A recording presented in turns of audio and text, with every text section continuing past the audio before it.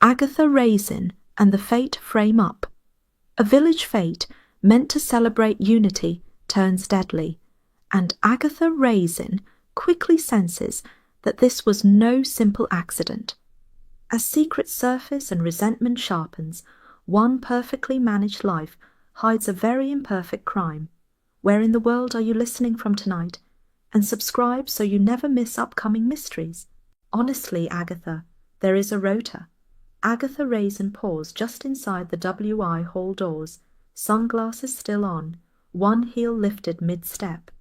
Doris Simpson stood squarely in her path, clipboard angled like a shield, lips pursed in anticipatory righteousness. A rota, Agatha repeated. How thrilling. Does it come with badges? A few of the women nearby pretended not to listen, which in Carsley meant they were listening extremely hard. Folding chairs scraped faintly. Someone coughed. The hall smelled of polish, weak coffee, and simmering judgment. "You're late," Doris added, glancing at her watch with theatrical precision. "We've already begun." Agatha lowered her heel deliberately.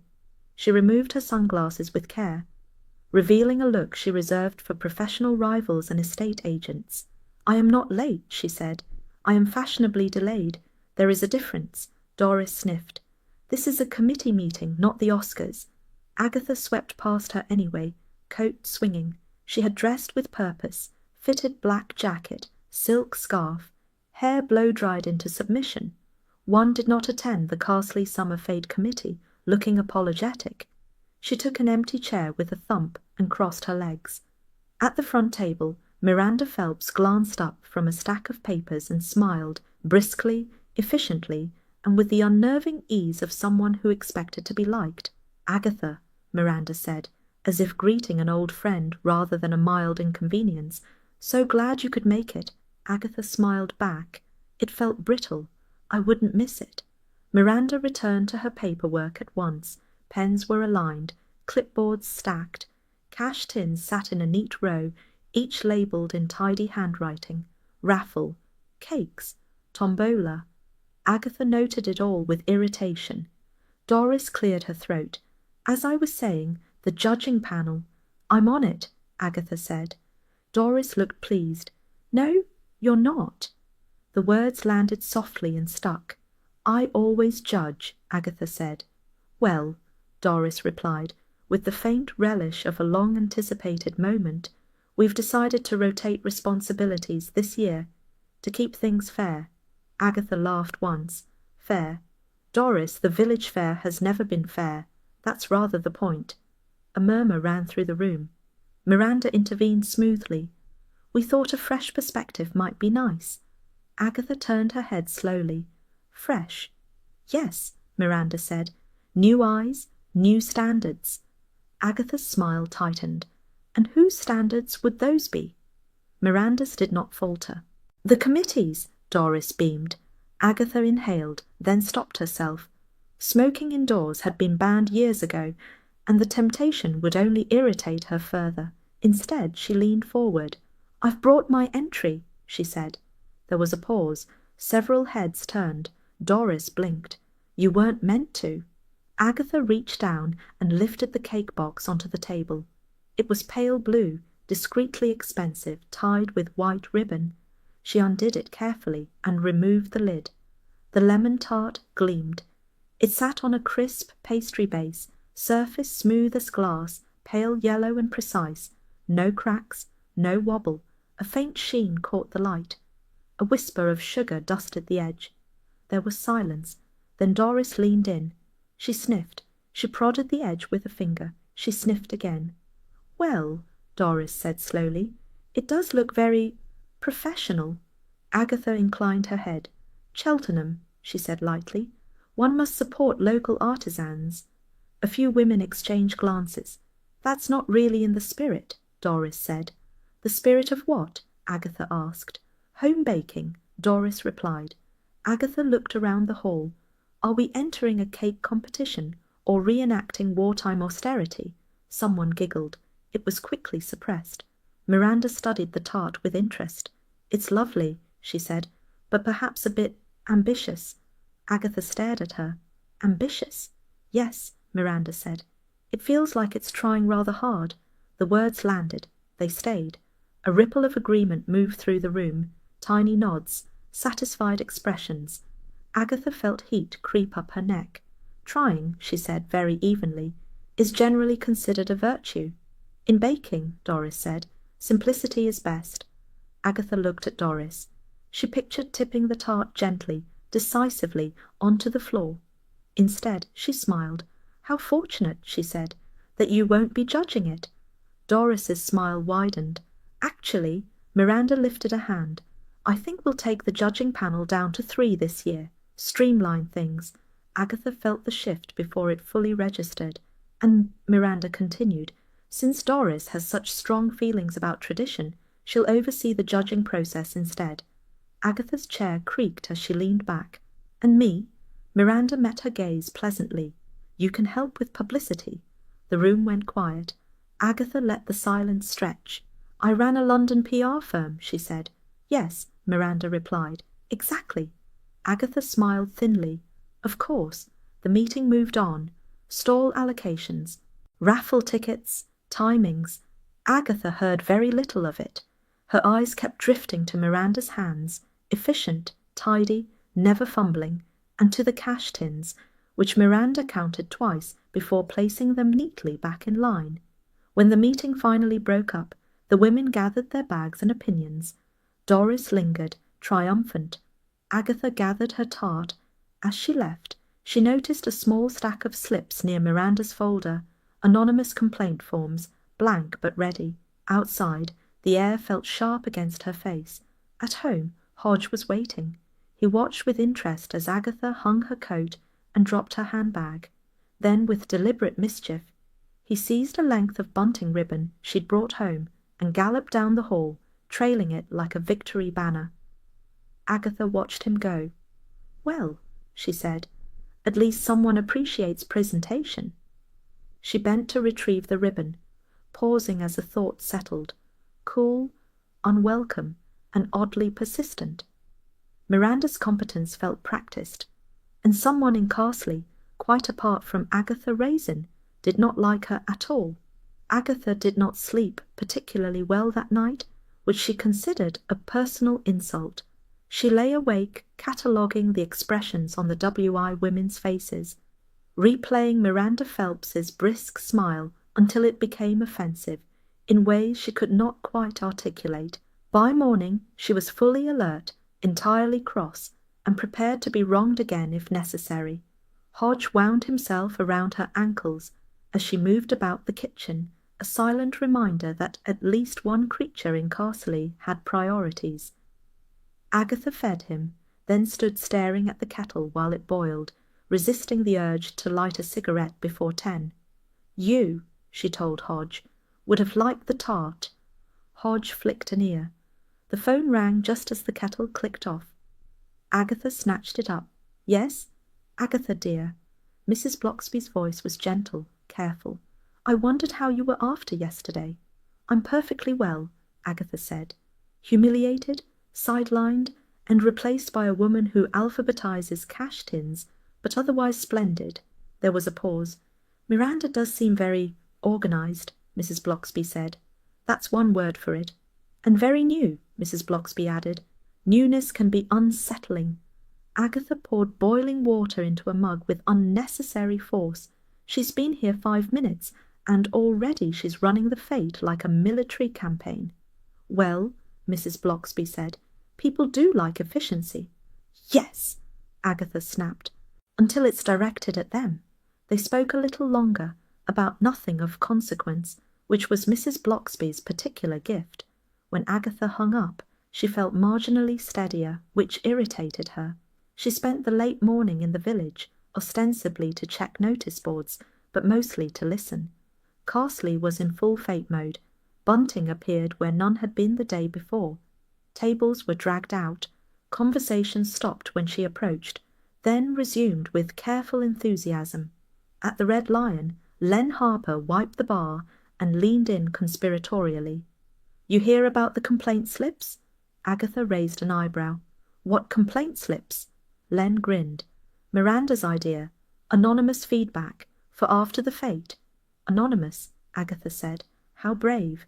She's got a whole stack printed, Len continued. Says it encourages honesty. Or malice, Agatha replied, depending on the village. Len shrugged. People like a place to put their feelings.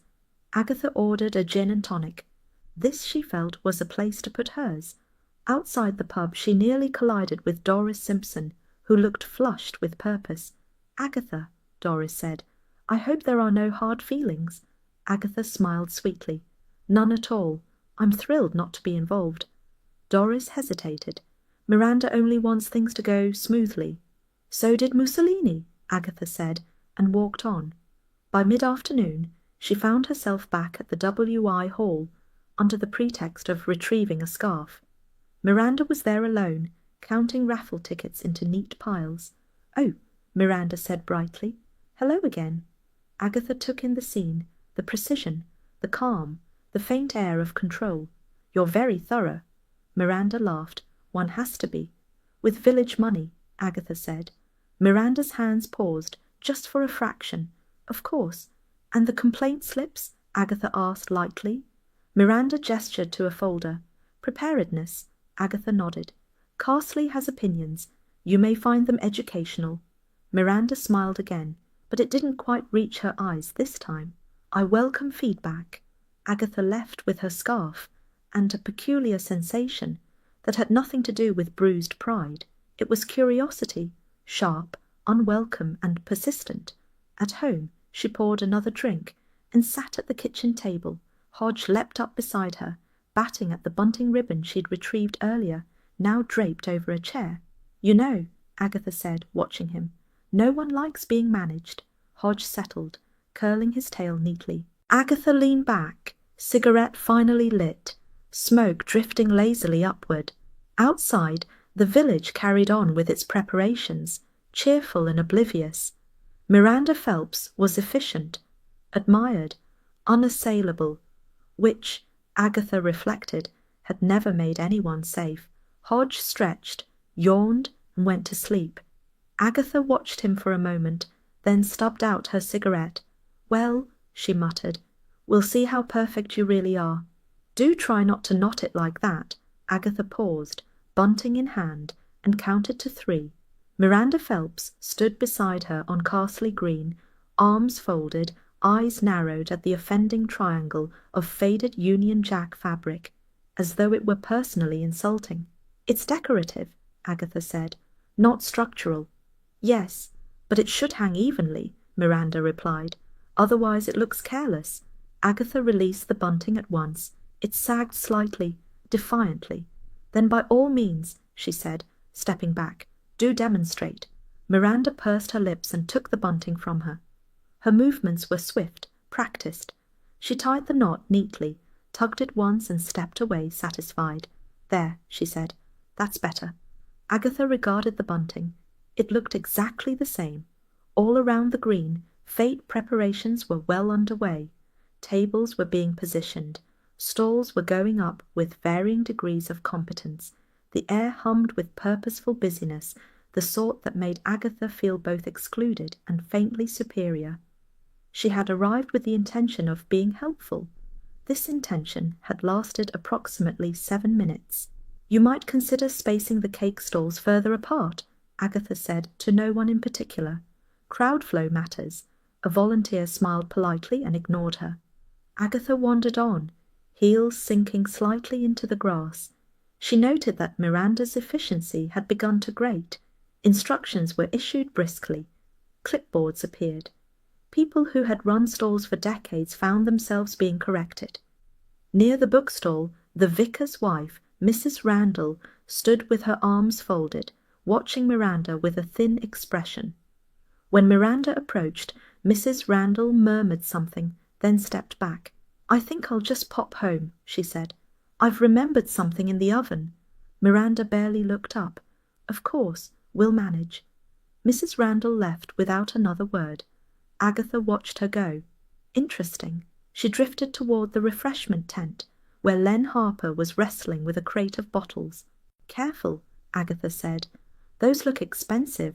Len straightened, wiping his hands on his trousers. They are. Miranda's idea. No cheap plonk this year. She has ideas about everything, Agatha said. Len snorted. You can say that again. Miranda appeared, as if summoned. Len, I need to check the raffle float. The what? The raffle float, Miranda repeated. The cash tins. I want them stored separately. Len frowned.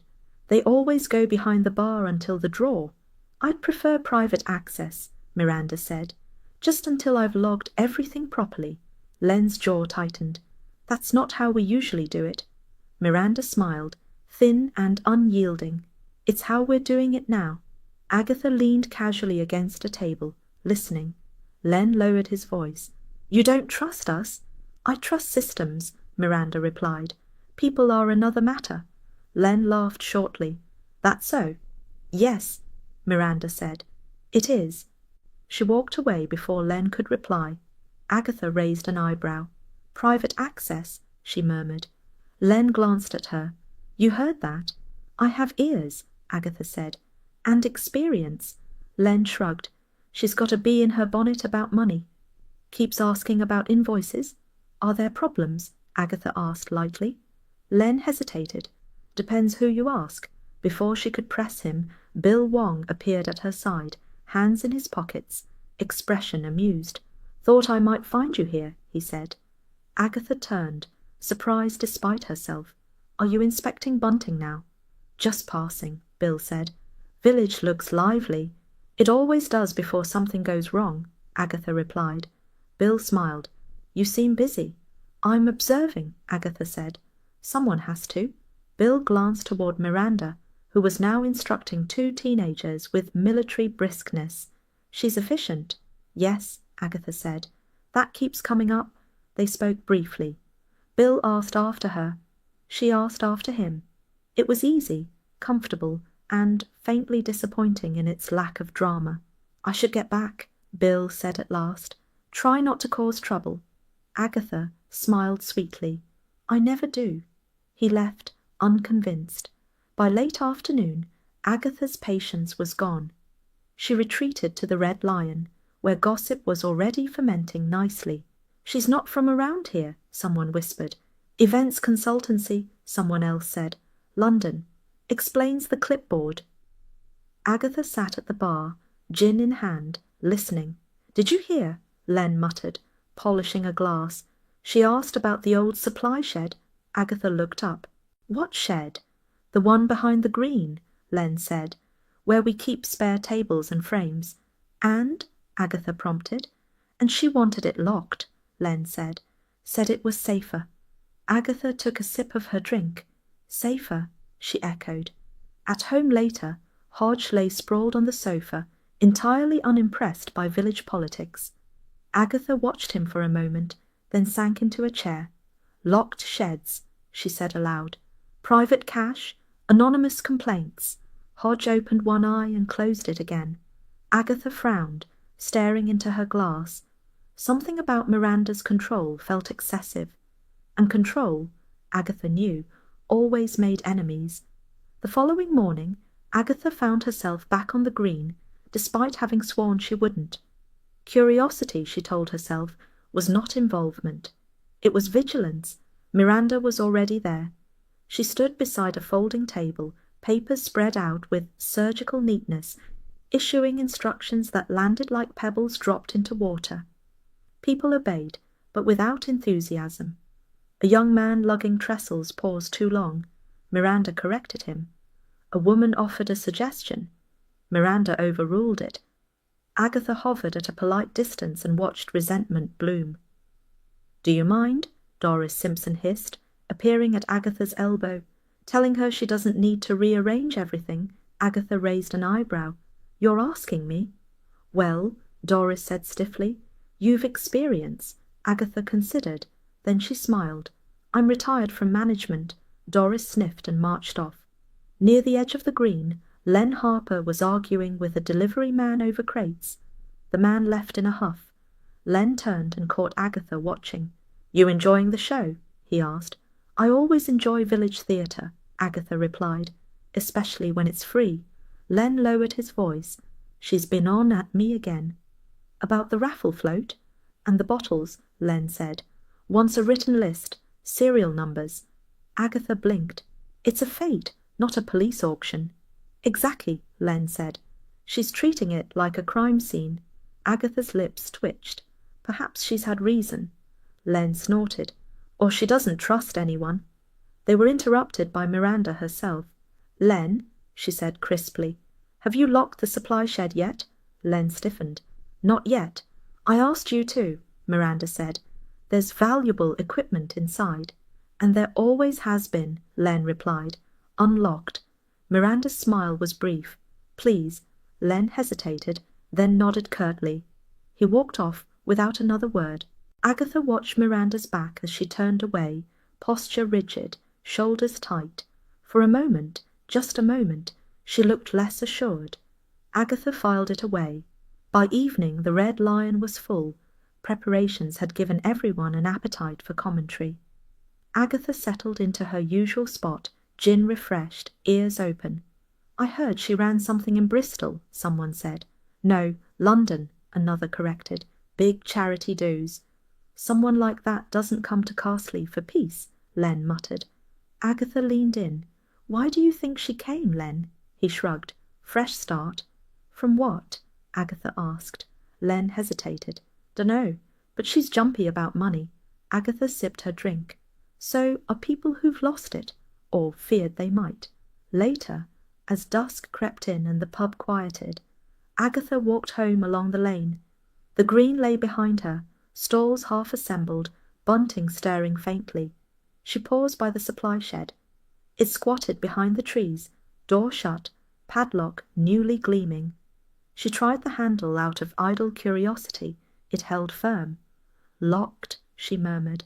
At home, Hodge was waiting, curled into a loaf on the kitchen chair. Agatha poured herself a final drink and sat opposite him. Everyone thinks it's about money, she said. And perhaps it is. Hodge twitched an ear. But people don't snap because of systems, Agatha continued. They snap because of pressure. She rose, switched on the kettle, then stopped, listening to the faint village sounds outside, laughter, a shouted instruction, the scrape of metal. Miranda Phelps was running Carsley's fate with admirable efficiency. Agatha suspected Carsley was beginning to push back. Hodge stretched luxuriously, hopped down, and settled at her feet. Agatha watched him, then muttered, This is going to be a mess. The kettle clicked off. I'm not enjoying this, Agatha said flatly. Roy Silver, immaculate in linen and sunglasses despite the village setting, glanced at her with amusement. Darling, no one enjoys a fete, they endure it. Carsley Green was already crowded. Stalls gleamed with bunting. Children ran underfoot, clutching sticky fingers and balloons. A brass band warmed up with aggressive cheerfulness. Agatha felt overdressed and underappreciated, which was her natural state. Miranda Phelps stood near the centre of it all, clipboard in hand, smiling as though the village had been arranged for her benefit. She greeted arrivals by name. She directed volunteers with calm authority. People beamed back at her. Agatha ground her teeth. She's very popular, Roy observed. Yes, Agatha said. It's revolting. They drifted past the cake stall. Agatha's lemon tart sat among Victoria sponges and flapjacks, immaculate and untouched. Doris Simpson hovered nearby, guarding the judging sheets like a sentry. Agatha paused. Has the judging begun? Doris smiled thinly. Not yet. Miranda's just checking the floats. Agatha watched Miranda stride away toward the far end of the green, where the supply shed lurked behind a cluster of trees. Checking, Agatha repeated. Roy followed her gaze. She does like to be thorough. She likes to be in control, Agatha replied. The fete proceeded with relentless enthusiasm. Agatha endured small talk, endured compliments about her hair that sounded like criticism, endured a child spilling lemonade dangerously close to her shoes. She noticed Miranda everywhere, smoothing, adjusting, correcting. By mid-afternoon, Agatha's irritation had settled into something sharper. Has anyone seen Miranda? Someone asked. Agatha looked up. The question passed from mouth to mouth, light at first, then edged with concern. "She went to the shed," Doris said, "for the raffle tins." Agatha felt a flicker of unease. Moments later, a scream cut through the green. It came from behind the trees. The music faltered. Conversation stopped. People turned as one. Agatha was already moving. She reached the supply shed just as Len Harper stumbled back, face pale, hands shaking. "Don't," he said hoarsely. "Don't go in." Too late. Agatha saw her. Miranda lay on the ground inside the shed, half covered by a fallen display frame. Her clipboard lay snap beside her. One arm was twisted at an unnatural angle. Her eyes stared at nothing. Someone retched. Someone else began to cry. Agatha stood very still. The air felt thick, unreal. "It's an accident," Doris said faintly behind her. "It must be." The words skittered uselessly across Agatha's mind. The shed door stood ajar now, the padlock hanging loose. Agatha noticed it immediately. Locked, she thought. It was locked. Sirens wailed in the distance. Bill Wong arrived briskly, taking in the scene with trained efficiency. He met Agatha's eyes and gave a small warning shake of his head. "Agatha," he said quietly, "step back." She obeyed, barely. As the crowd was ushered away, Agatha's gaze returned to the shed, to the frame, to the space around Miranda's body. Nothing about it looked right. The police moved quickly. Tape appeared. Voices lowered. The green, so bright moments earlier, sagged into shocked stillness. Bill Wong spoke to Len first, then to Doris, his manner calm, his questions clipped. Agatha watched from the edge, arms folded, mind sharpening. "It was an accident," someone insisted again. "That frame must have slipped." Agatha looked back at the shed. The frame lay at an angle that suggested deliberation rather than gravity. It had fallen inward, not forward. She noted the scuffed floor, the faint drag marks half hidden by sawdust. Bill approached her. "You shouldn't be here." "I live here," Agatha said. He lowered his voice. "Please don't interfere." "I'm not," she replied. "I'm observing." Bill sighed. "That's interfering." An officer emerged from the shed. "Sir, the cash tins are missing." A murmur rippled through the onlookers. Agatha's eyes flicked to Miranda's clipboard, broken on the floor, to the empty space on the shelf where tins had sat so neatly before. "Accidents don't usually steal money," Agatha murmured. Bill heard her. His look sharpened. "Agatha." She raised her hands. "Just saying." Agatha remembered the police tape fluttering uselessly against the shed door earlier that day. Agatha crouched briefly, examining it. "Locked from the outside," she said quietly. Bill's jaw tightened. "We'll handle it." "Of course you will," Agatha said. "But you might like to know that Miranda insisted on that lock." He glanced at her, surprised despite himself. The crowd thinned reluctantly. Whispers replaced screams. The fete was abandoned mid-celebration, bunting fluttering faintly, cakes sagging under flies. Agatha felt the humiliation of the previous days burn away, replaced by something steadier. Purpose. She walked home alone. The lane felt narrower than usual. Carsley had a way of closing ranks when something went wrong. At her cottage, she poured a drink and sat heavily at the kitchen table. Hodge hopped up, sniffed her glass, and settled beside it with proprietary calm. "Well," Agatha said, "that was a triumph." Her mind replayed the scene. The lock, the frame, the missing tins, Miranda's insistence on control, her sudden absence. The phone rang. Agatha snatched it up. "Yes?" "Agatha," Bill said. His voice was tired. "I meant what I said." She smiled faintly. "So did I." "There's a lot of panic," he continued. "Speculation won't help." "I've always found it does," Agatha replied. A pause. "Stay out of it." "I'll try," she said. She hung up before he could argue. Later, the village lights dimmed. Silence crept back over the green. Agatha stood at her window, watching the dark shape of the supply shed beyond the trees. It had been locked, and Miranda Phelps had been inside. Hodge stretched, yawned, and curled tighter against her leg. The kettle clicked off behind her. Forgotten. Agatha watched the dark for a long moment, then muttered, "This is going to be blamed on Carsley." Hodge purred, unconcerned. "It was bound to happen," Doris Simpson said grimly. "You can't push people like that." Agatha raised an eyebrow and reached for her cup of tea.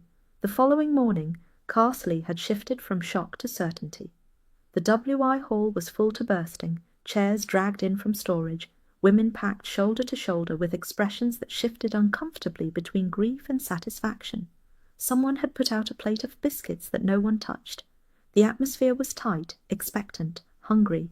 "This is an emergency meeting," Doris continued, tapping her clipboard. "We must show unity." Agatha took a careful sip. "Unity usually comes later," she said, "after the blaming." Doris ignored her. Voices overlapped, theories bloomed, accidents were declared, dismissed, revived. Agatha said very little. She listened. "Miranda meant well," someone offered. "She didn't trust anyone," someone else replied. "She made me redo my stall labels 3 times," another snapped. Agatha's gaze drifted around the room. Faces softened at the mention of the dead, then hardened again with remembered slights.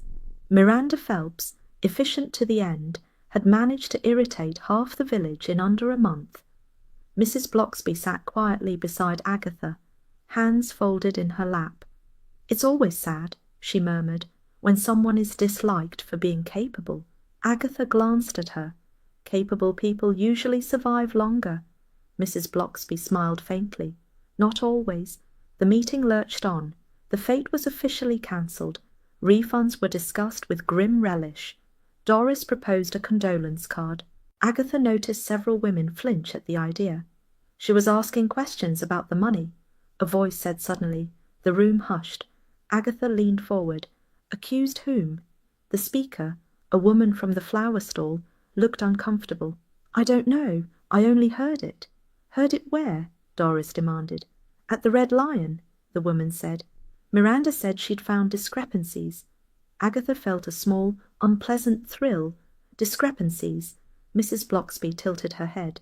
"Did she say what sort?" "Money," the woman replied. "Raffle funds, I think." Murmurs spread. Agatha watched them carefully. Guilt, irritation, fear, all passing through the room in quick succession. Doris straightened. "We mustn't speculate." Agatha smiled. "It's already too late." The meeting dissolved shortly after, women drifting out in small whispering clusters. Outside, the green lay stripped of cheer. Stalls half dismantled, bunting drooping. Agatha walked home with Mrs. Blocksby. "People resent being measured," Mrs. Blocksby said gently, even kindly. "Miranda wasn't kind," Agatha replied. "She was efficient." "Yes," Mrs. Blocksby agreed. "That's often worse." At home, Agatha poured herself a drink and sat at the kitchen table, shoes kicked off, mind turning. Miranda accused someone of theft. Miranda locked the shed. Miranda kept the accounts close. The phone rang. Agatha ignored it. It rang again. "Agatha," Bill Wong said, when she finally picked up, "I wanted to let you know." "You're still investigating," Agatha finished. "Yes. There are a lot of rumors." "I know," Agatha said. "I was at the source." A pause. "If you hear anything—" "I always do," Agatha replied. She hung up and stared at the wall. As the day wore on, she found herself back at the WI hall, ostensibly to help tidy up. In truth, she wanted to see what Miranda had left behind. The office door stood ajar. Inside, papers lay stacked neatly. Clipboards, receipts. The fate ledger sat open on the desk. Agatha hesitated, then stepped inside. No harm in looking, she told herself. She scanned the figures slowly. Totals, subtotals, adjustments. Something felt off. Agatha frowned, pencil tapping against her lip. Numbers, she thought, should behave. These didn't. Agatha closed the office door carefully behind her and sat down. The chair creaked, as if protesting the idea of secrecy in a WI building. She ignored it and drew the ledger closer, squinting slightly. Miranda's handwriting was neat, disciplined, almost aggressively legible. Columns were ruled with care, dates were precise, The totals, however, wandered. Agatha ran a finger down the page. Cake stall takings, tombola, raffle. Individually they made sense, collectively they did not. That's odd, she murmured. She reached for a receipt tucked neatly beneath a paperclip and compared it to the ledger entry. The amount was correct, but it had been added twice. On another page, a donation had been logged, then quietly reduced. Not stolen, Agatha thought. Adjusted. She leaned back, frowning. Sloppy accounting was one thing. Miranda Phelps had not struck her as sloppy. Someone else had been in this book. Agatha stood, heart beating a little faster, and checked the drawer beneath the desk. It slid open easily. Inside were envelopes, carefully labelled, and a folder marked volunteers. She hesitated, then opened it. Names, shifts, notes in the margins, and one name circled faintly in pencil, with a question mark beside it. Agatha read it twice. "Well," she said quietly, "that's interesting." A sound outside made her snap the folder shut. Footsteps. Voices.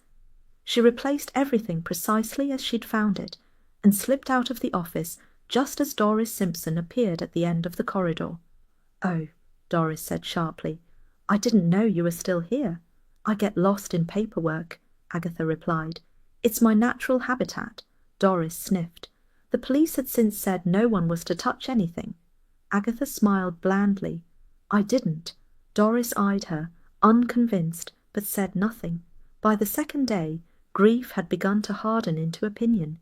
That evening, the Red Lion was thick with talk. Grief had fermented into certainty. Everyone knew who was to blame. Unfortunately, no one agreed who that was. "She accused the wrong person," someone whispered. "She was asking questions. She made enemies." Agatha sat with her gin, listening, storing voices and expressions away like entries in her own private ledger. Len leaned over the bar. "You look pleased." "I'm rarely pleased," Agatha said, "but I am interested." Len lowered his voice. "One of the volunteers didn't come back after the scream." Agatha's head lifted. "Who?" Len shrugged. "Eleanor Fitch. Left early. Said she felt faint." Agatha pictured the circled name, the question mark. "Has anyone seen her since?" she asked. Len shook his head. "Not that I know of." Agatha finished her drink and stood. "If you do," she said, "let me know." She walked home slowly, the village unusually quiet, curtains drawn, lights low. Carsley had closed itself in, like a creature licking its wounds. At her cottage, she set the kettle on and stood staring at the wall while it boiled. Miranda Phelps had not been loved, but she had been thorough.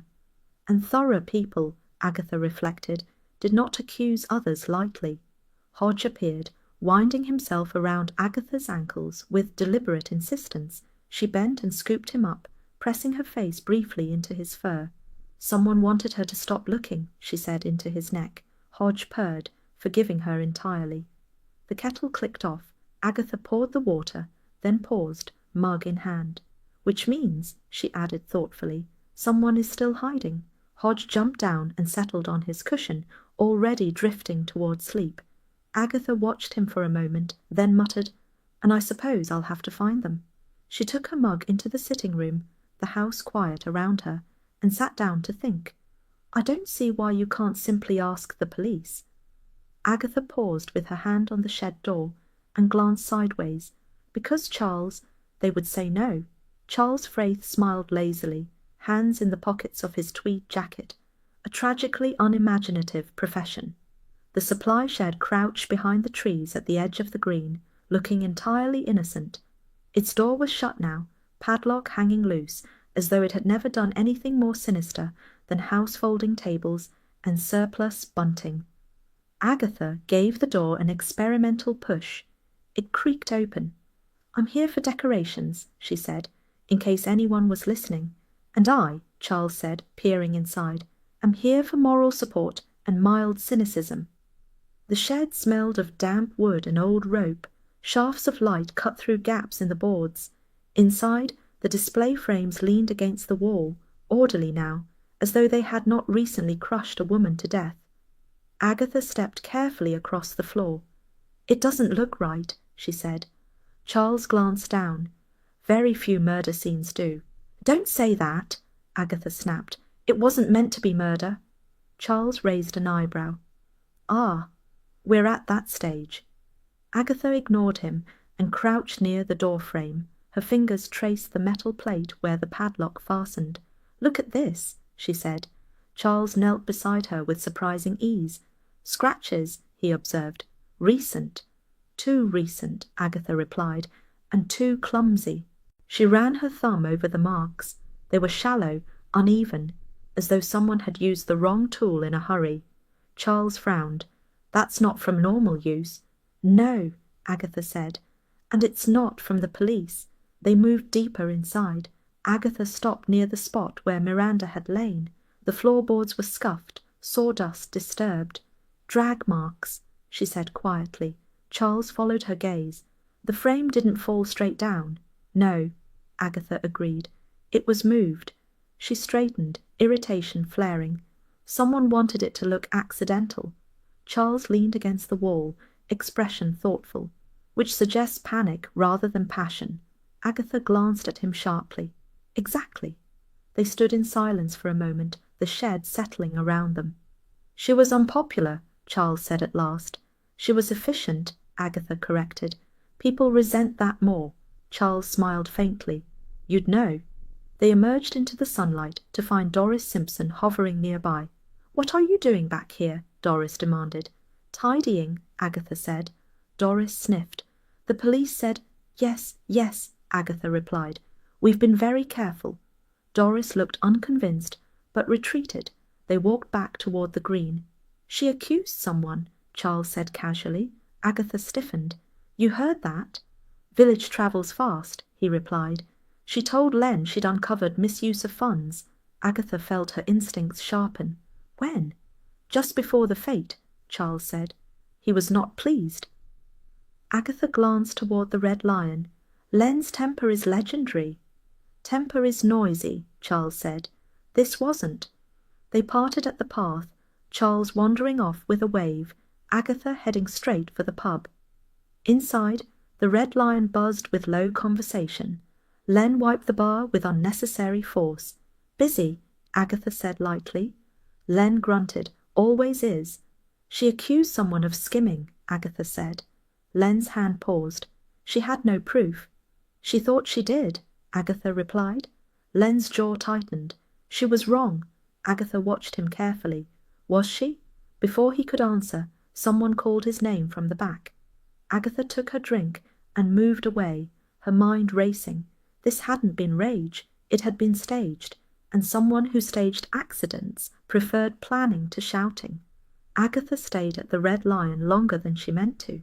She sat with her gin, letting the conversation eddy around her, watching Len Harper from beneath lowered lashes. He moved with exaggerated cheer, laughing too loudly, polishing glasses that were already clean. It was the behavior of a man who wanted witnesses to his normality. Miranda was asking awkward questions, someone murmured at a nearby table. "She had no tact," another replied. "None at all." Agatha leaned back, listening. "She told me straight out," said a woman from the raffle stall, voice dropping. "Said if things didn't add up, she'd go to the police." There it was. Agatha set her glass down carefully. Len's laughter cut off abruptly. He glanced across the pub, caught Agatha's eye, and looked away again. When she approached the bar, he stiffened. "You enjoying the gossip?" he asked. "I always do," Agatha said. "It's how villagers function." Len snorted. "Villagers function by minding their own business." "Then Carsley is broken," Agatha replied. She leaned in slightly. "She accused you." Len's face flushed. "She accused half the village." "Did she?" Agatha said. "Or just one person?" Len slammed the glass down. "I told her she was wrong."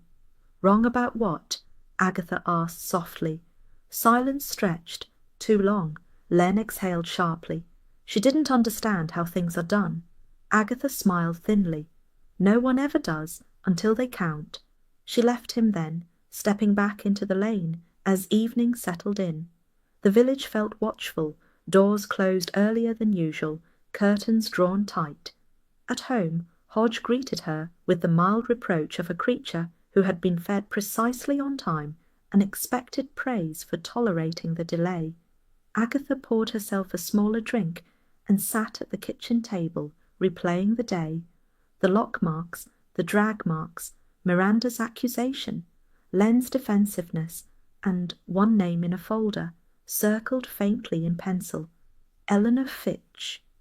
Agatha frowned. Eleanor had vanished quickly after the scream. No one seemed particularly concerned. Quiet volunteers rarely were. The phone rang. Agatha answered without enthusiasm. "Yes?" "Agatha," Bill Wong said, "I heard you were asking questions." "I always do," Agatha replied. "It saves time." "Not for me," Bill said. She softened her tone slightly. "Have you spoken to Eleanor Fitch yet?" A pause. "We're trying to locate her." Agatha smiled to herself. "Good. You know something," Bill said. "I know villages," Agatha replied. "And I know when someone leaves early for reasons that aren't faintness." Bill sighed. "Please don't interfere." "I won't," Agatha said. "I'll simply observe very loudly." She hung up and stared at the wall. This had not been an outburst. It had been careful. Someone had panicked, yes, but only after planning. The wrong tool, the wrong lock marks, the frame positioned just so. Agatha rose and walked into the sitting room where the fire had burned low. She poked it absently, sparks flaring. Miranda Phelps had not been loved, but she had been methodical, and methodical people frightened those with something to hide. Hodge jumped onto the arm of the chair and curled himself into a tight, judgmental circle. Agatha reached out and stroked him absently. "Someone thought an accident would be enough," she murmured, "and someone else helped it along." Hodge purred, unimpressed by theory. Agatha leaned back, cigarette unlit between her fingers, forgotten. Outside, Carsley lay quiet and watchful, holding its breath.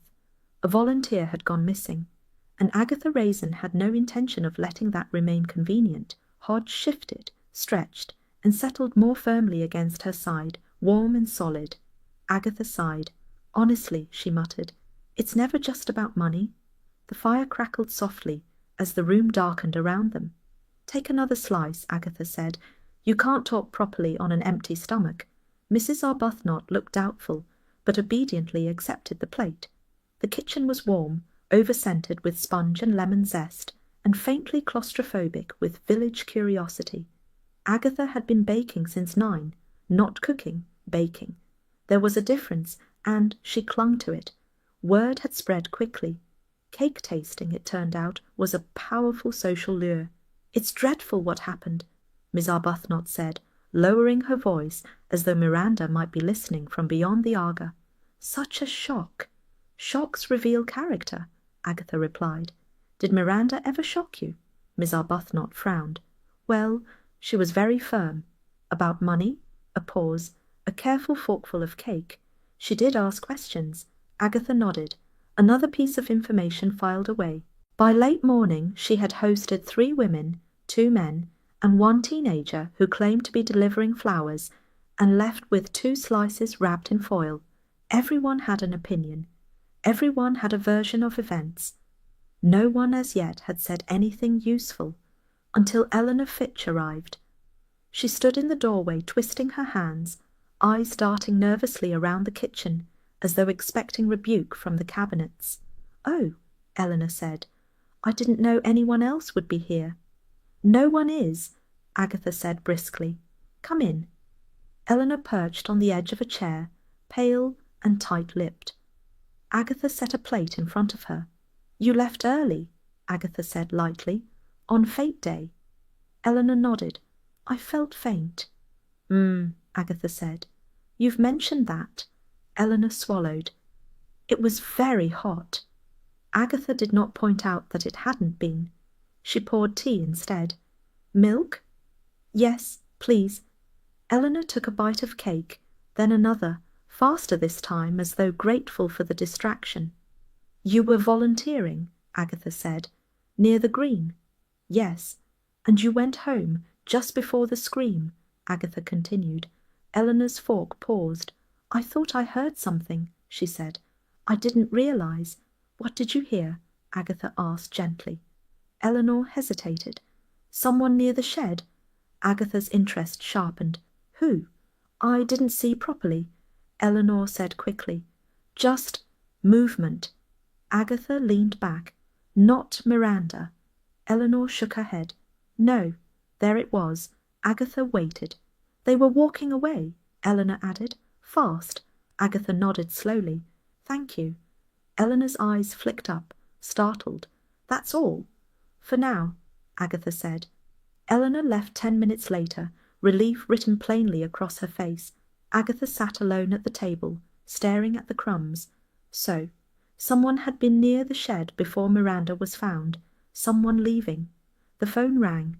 Agatha, Bill Wong said, weary already. I hear you're feeding half the village.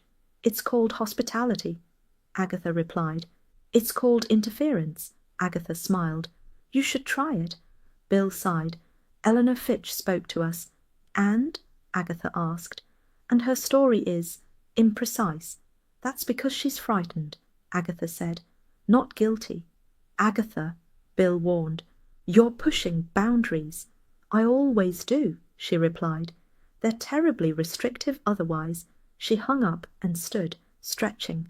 One witness, one sighting, and a figure who was not Miranda. Agatha glanced at the clock, then at the remaining cake. Well, she muttered, that narrows things down. Hodge wandered in, sniffed the air and jumped onto the chair Eleanor had vacated, curling into a neat, smug ball. Agatha watched him fondly. This is getting interesting, she said. Hodge closed his eyes, unimpressed. Agatha washed the plates herself, which was how she knew she was unsettled. She rinsed crumbs down the sink and replayed Eleanor Fitch's voice in her head. Not the words, the pauses. Fear had a rhythm. Eleanor's had stumbled, then hurried, then stopped altogether. By mid-afternoon, Agatha was back on the green, ostensibly to return a borrowed tablecloth. In reality, she wanted to see who avoided her. People were very revealing when they thought they might be questioned. Doris Simpson spotted her immediately and veered away. Agatha smiled to herself. Near the church path, Mrs. Randall fussed with a box of unsold raffle tickets. Agatha drifted closer. Awful business, Mrs. Randall said, before Agatha could speak. One never knows what's going on beneath the surface. Some of us do, Agatha replied. Did you see Eleanor leave? Miss Randall blinked. Yes, she looked quite shaken. Did she speak to anyone? Miss Randall frowned. Only, well, I think Len passed her near the shed. Agatha's smile sharpened. Before or after the scream? Mrs. Randall hesitated. Before. Agatha thanked her and walked on, mind ticking briskly now. Len had been near the shed. Eleanor had seen someone leaving. Miranda had confronted someone about money. The village had decided, conveniently, that Len's temper explained everything. It explained too much. Agatha found Bill Wong by the parked patrol car, speaking quietly into a radio. He finished and turned as she approached. You're not subtle, he said.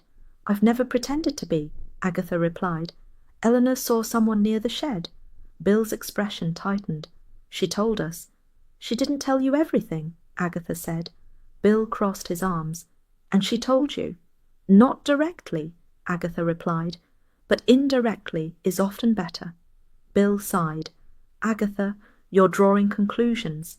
I'm drawing patterns, she said. Different skill. He looked at her steadily. You're getting close to interfering. Agatha smiled sweetly. Then I must be improving. Bill shook his head. Eleanor was nervous. That doesn't make her reliable. No, Agatha agreed. It makes her honest. She left him standing there and walked home with purpose. At her cottage, the answering machine blinked. One message. Agatha, Eleanor's voice said, thin and rushed. I forgot something. Agatha pressed play again. I remembered what the person was wearing, Eleanor continued. I didn't think it mattered, but the message ended. Agatha swore softly and dialed the number back at once. It rang and rang. No answer. She paced the kitchen, irritation mounting. Then the phone rang. "Yes?" she snapped. "It was a jacket," Eleanor said quickly. "Dark, quilted. I see it all the time." "I thought it was his," Eleanor whispered. "Everyone wears dark jackets. I was panicking." Agatha closed her eyes. "Whose?" Eleanor hesitated. "Len's." Agatha opened her eyes slowly. "You're sure?" she asked. "Yes," Eleanor said. "He wears it behind the bar." "Thank you," Agatha said gently. "That was brave." Eleanor hung up without replying. Agatha set the receiver down with care. A familiar jacket, a convenient temper, a perfect alibi. Agatha poured herself a drink and sat heavily at the table. Hodge jumped up beside her, kneading the air before settling. "Everyone wants it simple," Agatha said to him. "Villagers adore simple." She stared at the wall, thinking. If Eleanor had seen Len leaving, it did not mean Len had killed Miranda. It meant he'd been there, and someone else had wanted it to look like him. Agatha felt a flicker of excitement, unwelcome but undeniable. The kettle clicked on, forgotten, then clicked off again. Hodge shifted closer, warm and solid. Agatha reached down and stroked him absently. "You know," she muttered, "this is exactly how people get framed." Hodge purred, unconcerned with human justice. Agatha leaned back in her chair, cigarette unlit between her fingers. "Someone's been very careful," she said, "and I don't like careful people." Hodge closed his eyes. Agatha stared into the quiet kitchen, already planning her next move. "Darling, if there's money involved, someone is lying." Roy Silver delivered this pronouncement from Agatha's kitchen stool, one long leg crossed elegantly over the other, espresso cup balanced with theatrical precision. He had arrived unannounced, scented faintly of expensive cologne and London impatience. "I didn't invite you," Agatha said. Roy waved a dismissive hand. "You never do. It's your greatest flaw." Agatha slid a folder across the table. "Then be useful." Roy peered at the papers. Village accounts. How deliciously sordid. Agatha watched him closely. Roy had an instinct for money that went beyond numbers. He understood motives. London had taught him that. "These aren't large sums," Roy said slowly. "No one's getting rich." "Exactly," Agatha replied. "Which means it wasn't greed." Roy glanced up. "Desperation." Agatha nodded. Miranda's neat handwriting danced in her mind. Small adjustments, repeated carefully, never enough to scream theft. Someone had been shaving funds, quietly, predictably. Miranda saw it, Roy said, and frightened someone. "Yes," Agatha said, "and frightened people don't think long-term. They think survival." Roy leaned back. "Who had access?" "Too many," Agatha replied. "Which narrows it." Roy grinned. "That's my girl." They were interrupted by Doris Simpson's voice at the door. "I saw Roy arrive," Doris said stiffly, entering without waiting. "This isn't appropriate." Agatha smiled sweetly. "Neither is murder." Doris flushed. "This village is under enough strain." "And yet," Agatha replied, "you keep turning up." Doris sniffed and left. Roy laughed. She'd skinned someone alive for a missing pound. "Which makes her a suspect," Agatha said. Roy raised an eyebrow. "Bold." Agatha gathered the papers. "Miranda confronted someone privately." "Ah," Roy said. "Always a mistake." Agatha stood. "Let's walk." They strolled through Carsley, the village subdued now, voices lowered, curtains twitching. Money had poisoned the air more effectively than grief. At the Red Lion, Len Harper stood behind the bar, jacket draped over a chair. Roy noticed it immediately. "Very country," Roy murmured. Agatha ignored him. "Len," she said. Miranda thought funds were being skimmed. Len's mouth tightened. She was wrong. Agatha met his gaze. Was she? Len slammed a cloth down. She didn't understand pressure. "Whose?" Agatha asked. Len looked away. "Running a pub isn't easy." Agatha filed it away. Outside, Roy exhaled. "He's hiding something. Whether it's murder is another matter." Agatha nodded. "Which is why he's still alive." They stopped near the vicarage, where Mrs. Blocksby tended the roses with gentle purpose. Money. Mrs. Blocksby said, when Agatha explained. "It does strange things." "Small sums," Agatha said. "Repeated." Mrs. Blocksby sighed. "That sounds like someone helping themselves to cope." Roy tilted his head. "Or to keep someone else afloat." Agatha frowned. "Or covering something." As they walked on, Agatha began listing names silently. Len, Doris, Eleanor, one other. Roy glanced at her. "You've found 3, haven't you?" Agatha smiled thinly. "With motive. An opportunity?" Roy asked. Agatha stopped walking. "Opportunity," she repeated. One name hovered unpleasantly. Someone who handled money. Someone trusted. Someone no one watched closely. Agatha resumed walking, pulse quickening. Roy followed, intrigued. "Oh, this is getting good." Agatha said nothing. At home, Hodge leapt onto the table and sat squarely on the papers. "Well," Agatha said, nudging him, "you've chosen sides." Hodge blinked slowly. Agatha looked down at the figures again. The pattern was clear now, and Miranda Phelps had been about to expose it. Agatha slept badly and woke worse. Numbers chased her through half-dreams, columns marching in untidy formation. By morning she was cross, vindicated, and entirely certain she was right. She made coffee instead of tea, which was how she knew the situation was serious. Roy Silver was already awake, leaning against the counter in his dressing-gown, reading the ledger upside down. "You snore," Agatha said. "I meditate," Roy replied, "on fraud." Agatha reclaimed the papers. The skimming wasn't dramatic. "No," Roy agreed. "That's what makes it clever. Or pathetic. Or both," Agatha said. "Miranda found it because she was thorough, not suspicious." Roy nodded. "And she confronted someone privately." Agatha ticked off names on her fingers. "Len," she said. "Public temper, convenient jacket, but he shouts, he doesn't plan." Roy smiled. "Temper is a wonderful disguise, but it's rarely tidy." "Doris," Agatha continued, "obsessive about rules, territorial about money." Roy considered. "But she'd have left fingerprints on the accusation alone."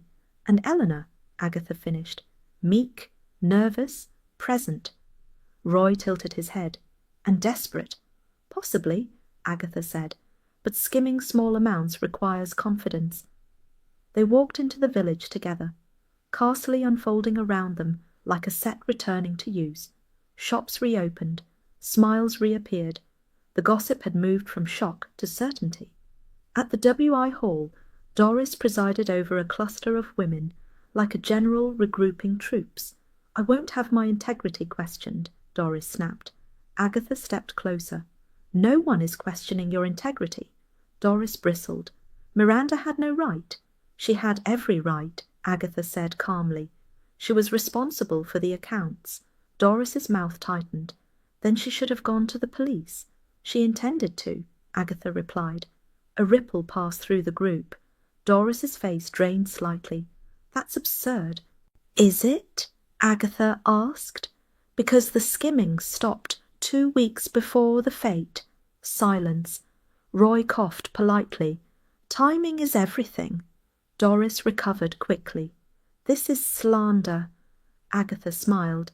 "It's arithmetic." They left Doris spluttering and walked toward the vicarage.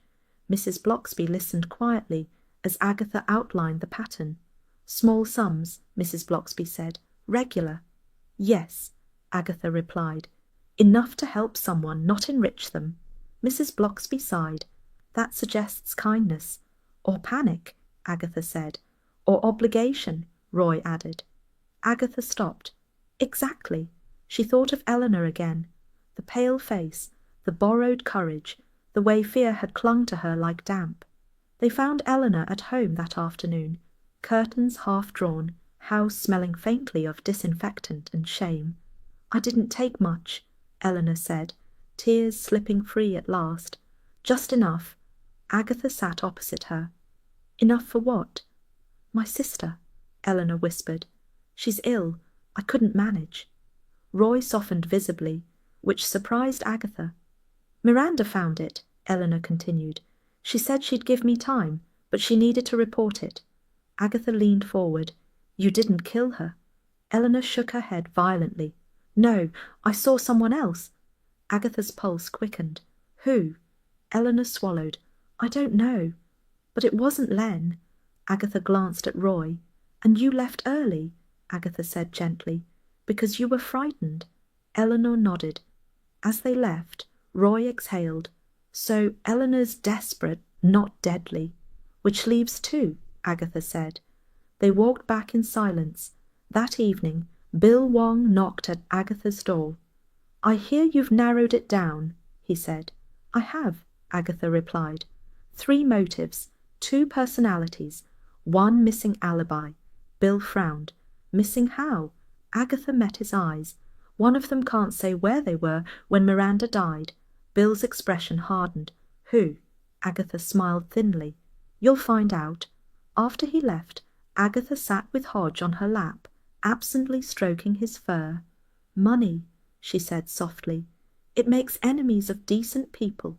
Hodge purred, unimpressed. Agatha stared into the dim kitchen, thoughts sharpening to a point. Someone had skimmed. Someone had been confronted. And someone had realized, too late, that accidents required planning. Hodge shifted and settled more firmly. Agatha sighed. Honestly, she muttered, it's never the ambitious ones. The kettle clicked off behind her. Forgotten. You don't move something like that by accident. Agatha said it aloud to the empty shed, because the shed deserved to hear it.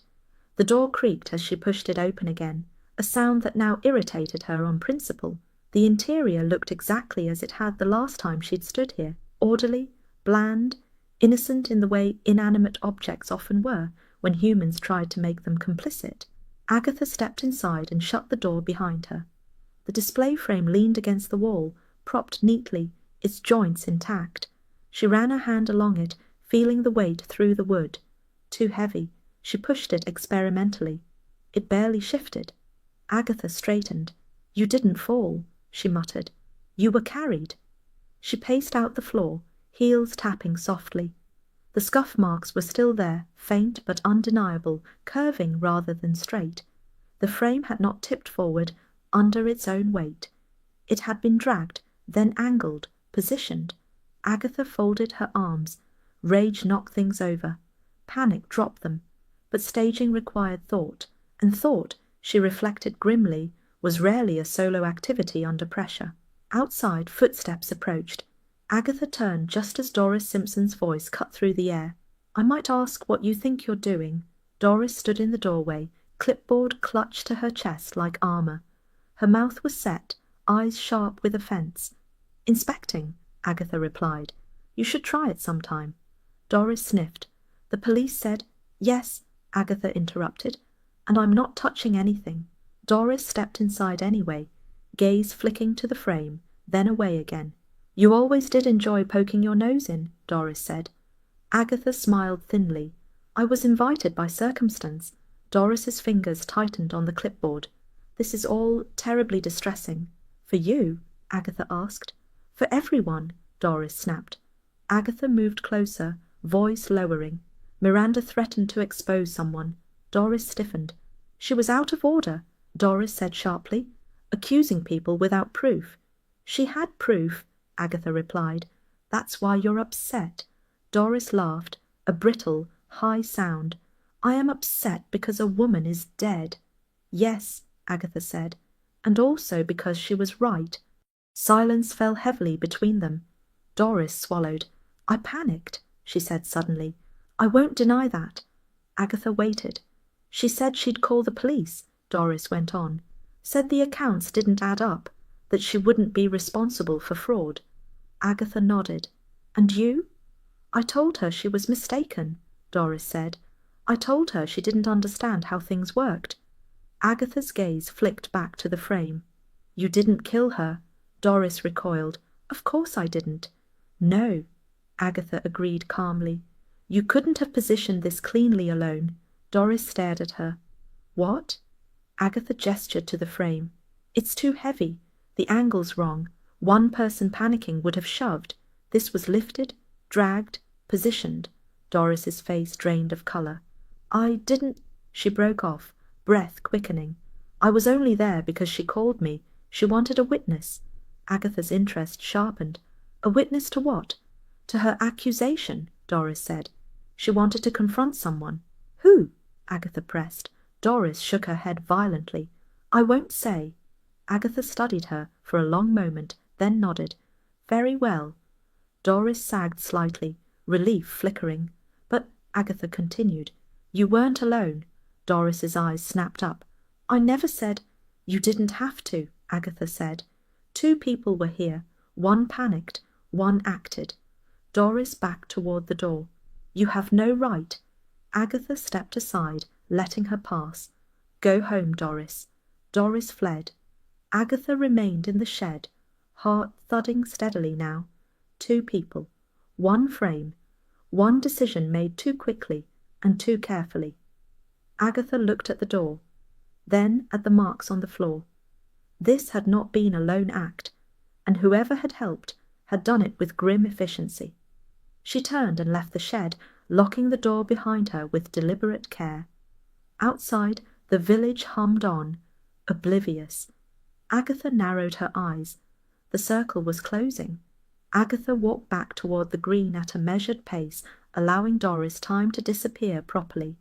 Panic, she had learned, looked much the same whether it belonged to the guilty or merely the frightened. Doris Simpson had been terrified, but not murderous.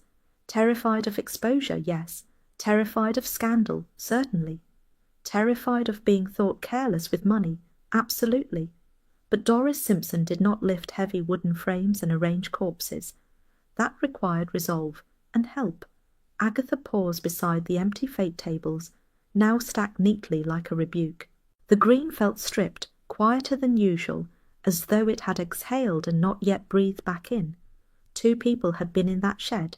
One had shouted, one had thought, and the thinker had been calm enough to choose the wrong frame. She made her way to the W.I. hall, where voices drifted from inside.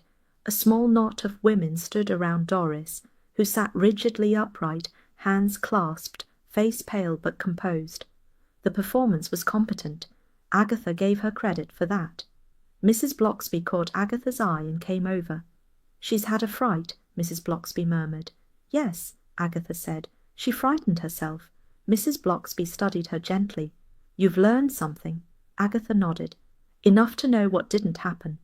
They left Doris to her audience and walked together a short way. "Kindness," Mrs. Blocksby said thoughtfully, "is often mistaken for weakness." "Or opportunity," Agatha replied. At the Red Lion later, the story had already shifted. Doris was in bits, someone said. She couldn't have done it. Too obvious. Agatha listened, unmoved. Obviousness was a village comfort. It absolved everyone else. Len Harper poured drinks with a fixed smile, jacket hanging on its usual hook. Agatha noted it absently, then dismissed it. Len's anger was blunt, useful for distraction, not for staging. "Quiet tonight," Agatha observed. Len shrugged. "People don't celebrate after a death." "No," Agatha agreed. "They reorganize blame." She took her drink and moved to a corner table, mind ticking steadily now. Doris had been summoned to the shed as a witness, which meant Miranda had expected resistance. Miranda had wanted protection. But witnesses were unreliable things, especially when fear entered the room. Agatha finished her drink and went home. Hodge greeted her with mild irritation and immediately claimed her lap once she sat. She absently stroked him, eyes unfocused. "Two people," she said aloud. "One loud, one quiet."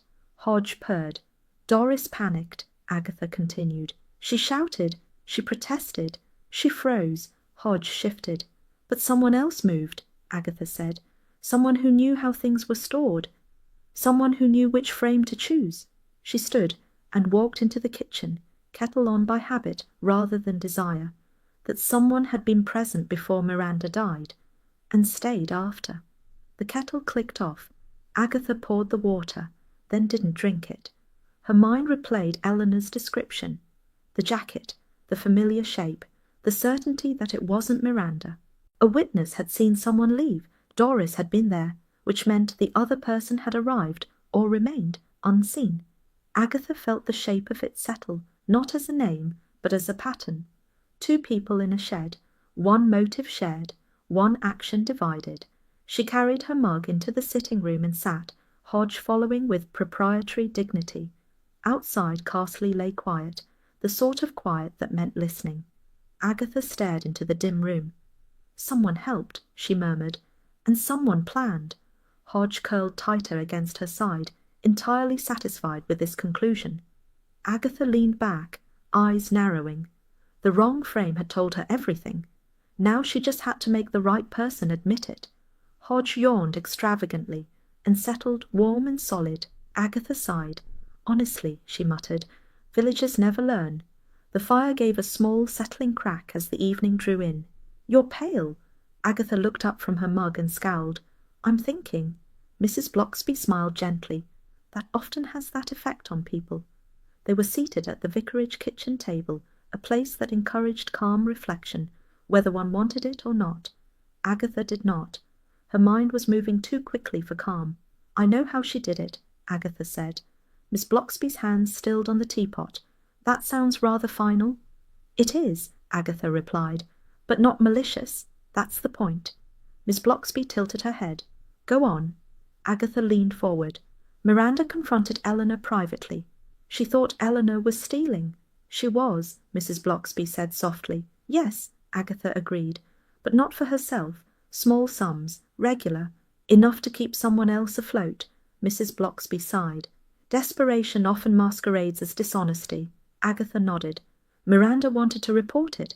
Eleanor panicked." Mrs. Blocksby said nothing, which Agatha took as encouragement. "She didn't plan murder," Agatha continued. "She planned avoidance. She locked the shed to force a pause, to stop Miranda leaving." Mrs. Blocksby's eyes widened slightly. "And the frame?" "That came later," Agatha said, "when panic tipped into catastrophe." Agatha pushed back her chair. "I need Bill." Mrs. Blocksby reached out and touched her wrist briefly. "Be careful." "I will," Agatha said. "Careful, not kind." She walked briskly home, heart hammering now with certainty. Hodge followed her into the sitting room and sat squarely in the middle of her papers, as though claiming ownership of the solution. "You're very sure of yourself," Agatha told him. Hodge blinked. The locked door, the missing tins, the frame dragged, not dropped, the witness who saw someone leave, not Miranda, and Eleanor Fitch, pale, apologetic, terrified. Agatha picked up the phone. "Bill," she said when he answered, "I need you to be present." There was a pause. "For what?" "A confession," Agatha replied, "or something close to it." Another pause. "Agatha." "Meet me at the Green," she said. "In 20 minutes." She hung up before he could argue. Outside, Carsley carried on with its careful quiet. People smiled politely. They avoided one another's eyes. Panic, Agatha knew, expressed itself very politely indeed. She found Eleanor Fitch near the notice board, pretending to read an outdated poster. Eleanor jumped when Agatha spoke. "Eleanor!" "Oh," Eleanor said. "Agatha, I was just—" "Yes," Agatha said. "I know." They stood in silence. Eleanor's hands trembled. "I'd like you to come with me," Agatha said. Eleanor swallowed. "Why?" "Because," Agatha replied, "you're exhausted from holding your breath." Eleanor looked around as though hoping for rescue. None came.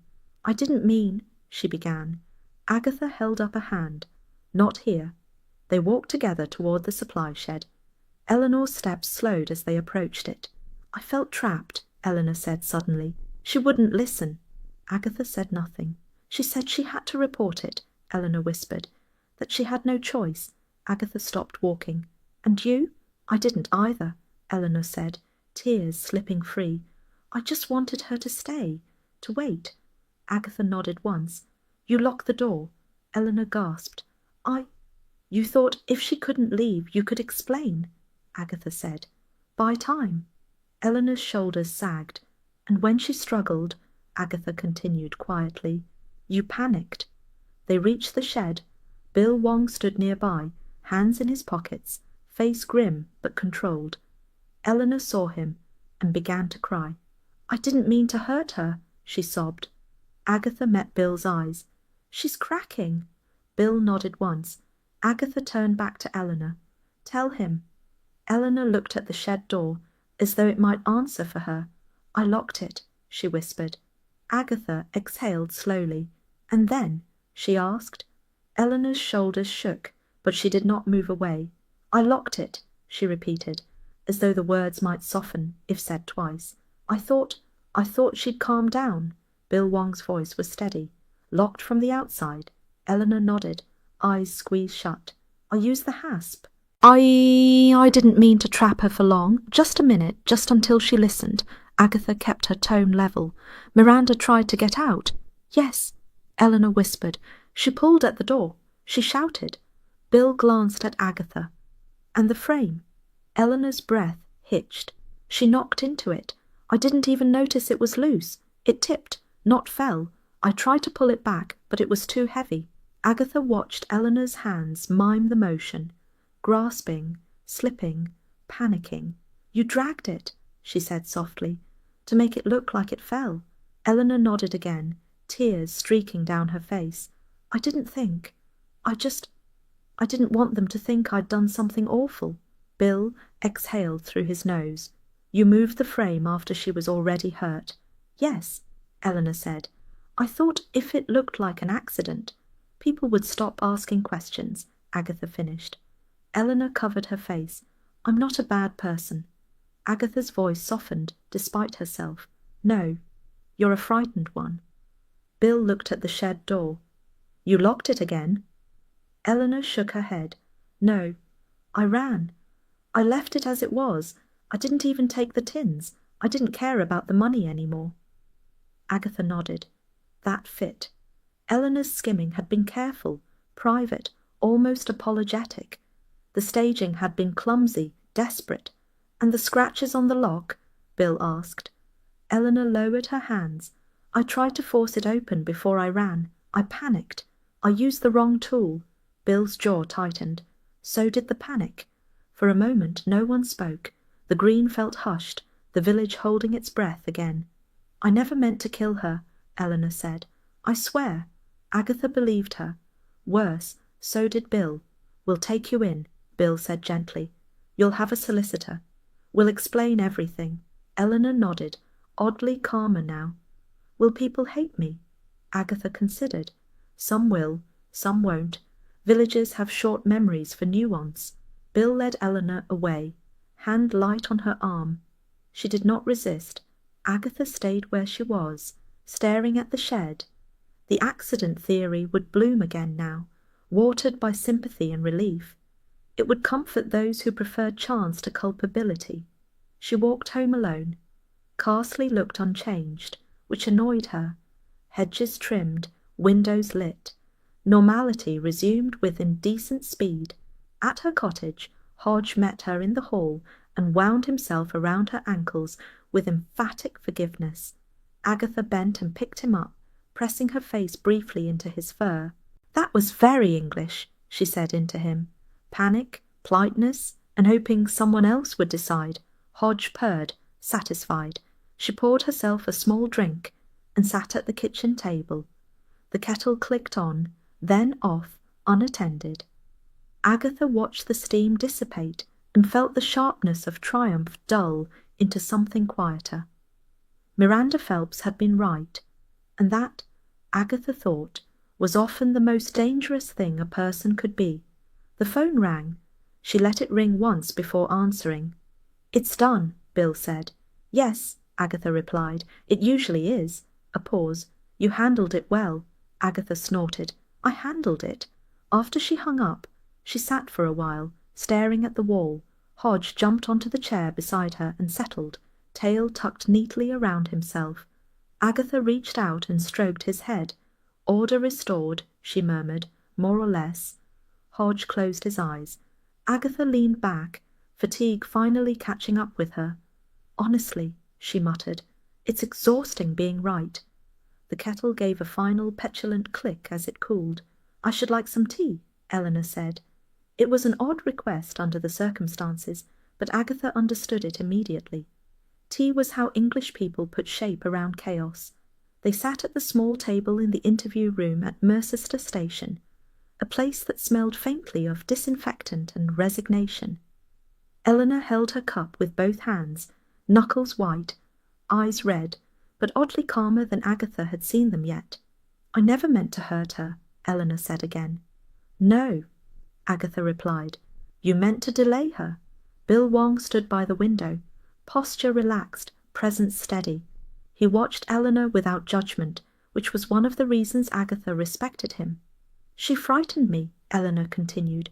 "Not on purpose. She was just certain." Agatha nodded. "Certainty can feel like cruelty when you're afraid." Eleanor took a sip of tea and grimaced. "It's awful." "Yes," Agatha said. "Police tea usually is." A faint smile flickered and vanished. "I only took a little," Eleanor said. "Each time. I kept notes. I meant to put it back." Bill glanced at Agatha. She inclined her head slightly. "For your sister," Agatha said. Eleanor's eyes filled again. "She's sick. The medication. It's endless. And I didn't want anyone to know." "Miranda found out," Bill said gently. "Yes," Eleanor whispered. "She asked me to meet her. Said she wanted a witness. Doris." Agatha said nothing. "She wasn't unkind," Eleanor went on. "That's the worst part. She just kept saying she couldn't be responsible, that rules were rules." Agatha folded her arms. "Miranda lived by systems." "And I didn't," Eleanor said. "I lived by need." The room fell quiet, except for the clink of cups. Outside, a door slammed. Somewhere, a telephone rang. "When she said she'd call the police," Eleanor said, "something in me broke." Agatha's voice was level. "And you locked the door?" "Yes." "And when she panicked?" "I panicked too," Eleanor said. "I didn't know what to do. I tried to pull the frame away, but it was too heavy. I didn't even realize she was—" She stopped, choking. Bill stepped forward, handing her a tissue. "Take your time." Eleanor wiped her eyes. "I didn't think. I just thought if it looked like an accident, everything would stop." Agatha closed her eyes briefly. That was always the lie people told themselves. "And then you ran," Bill said. "Yes." "And the tins?" Bill asked. "I didn't take them," Eleanor said quickly. "I swear, I didn't care anymore." Agatha believed her. "So," Bill said quietly, "you're telling us this now because I can't breathe anymore," Eleanor said.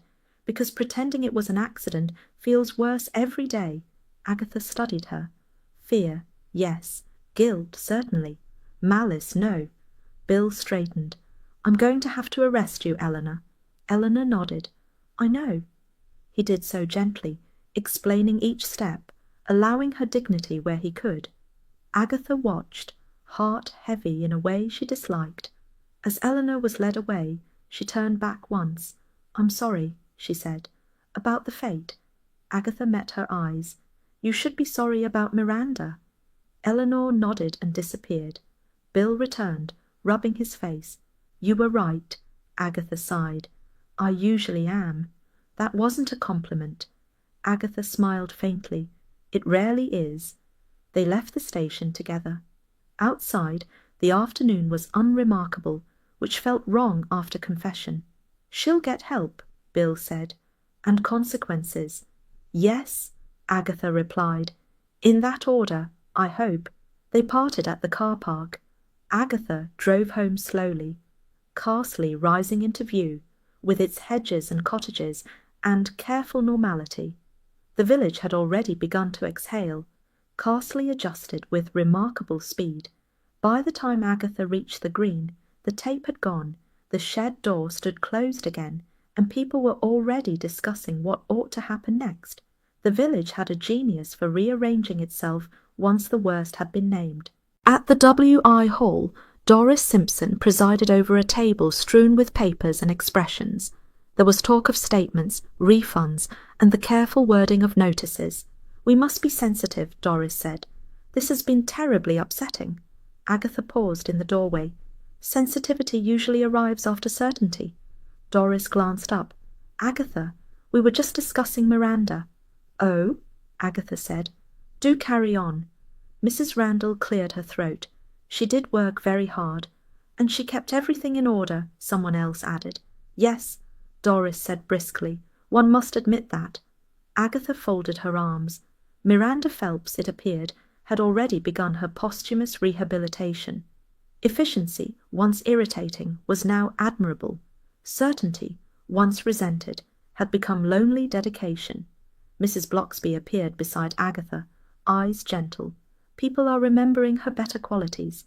They always do, Agatha replied, once they're no longer challenged by them. Doris sniffed. We shall send flowers. Miranda would have preferred a ledger balanced, Agatha said.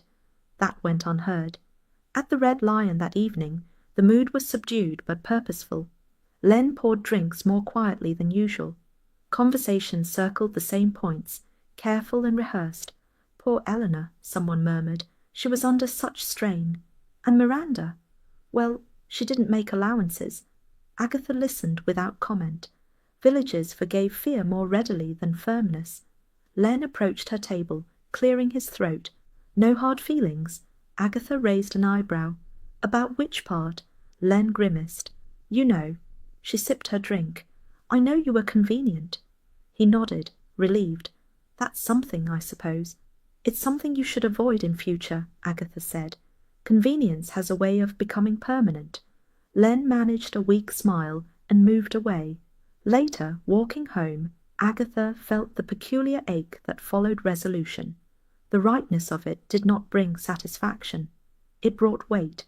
At her cottage, Hodge greeted her with proprietary disdain and immediately claimed the warmest cushion. Agatha removed her coat and stood in the kitchen, staring at the kettle until it clicked off of its own accord. She poured the water anyway and sat. Miranda Phelps had come to Carsley to organize, to impose order, to be useful, and she had paid for it with her life. Agatha did not like that thought. The phone rang. She let it ring twice before answering. Agatha, Bill Wong said. It's finished. Yes, she replied. It always is. There will be statements, Bill continued.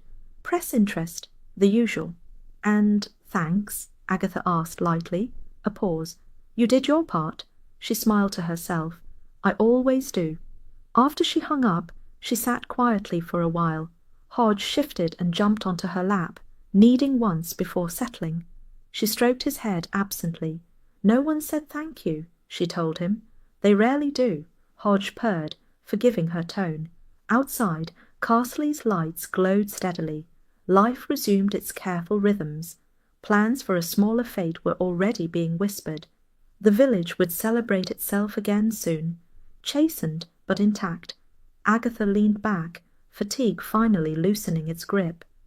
Miranda would be remembered kindly now, which, Agatha thought, was an improvement, and far too late.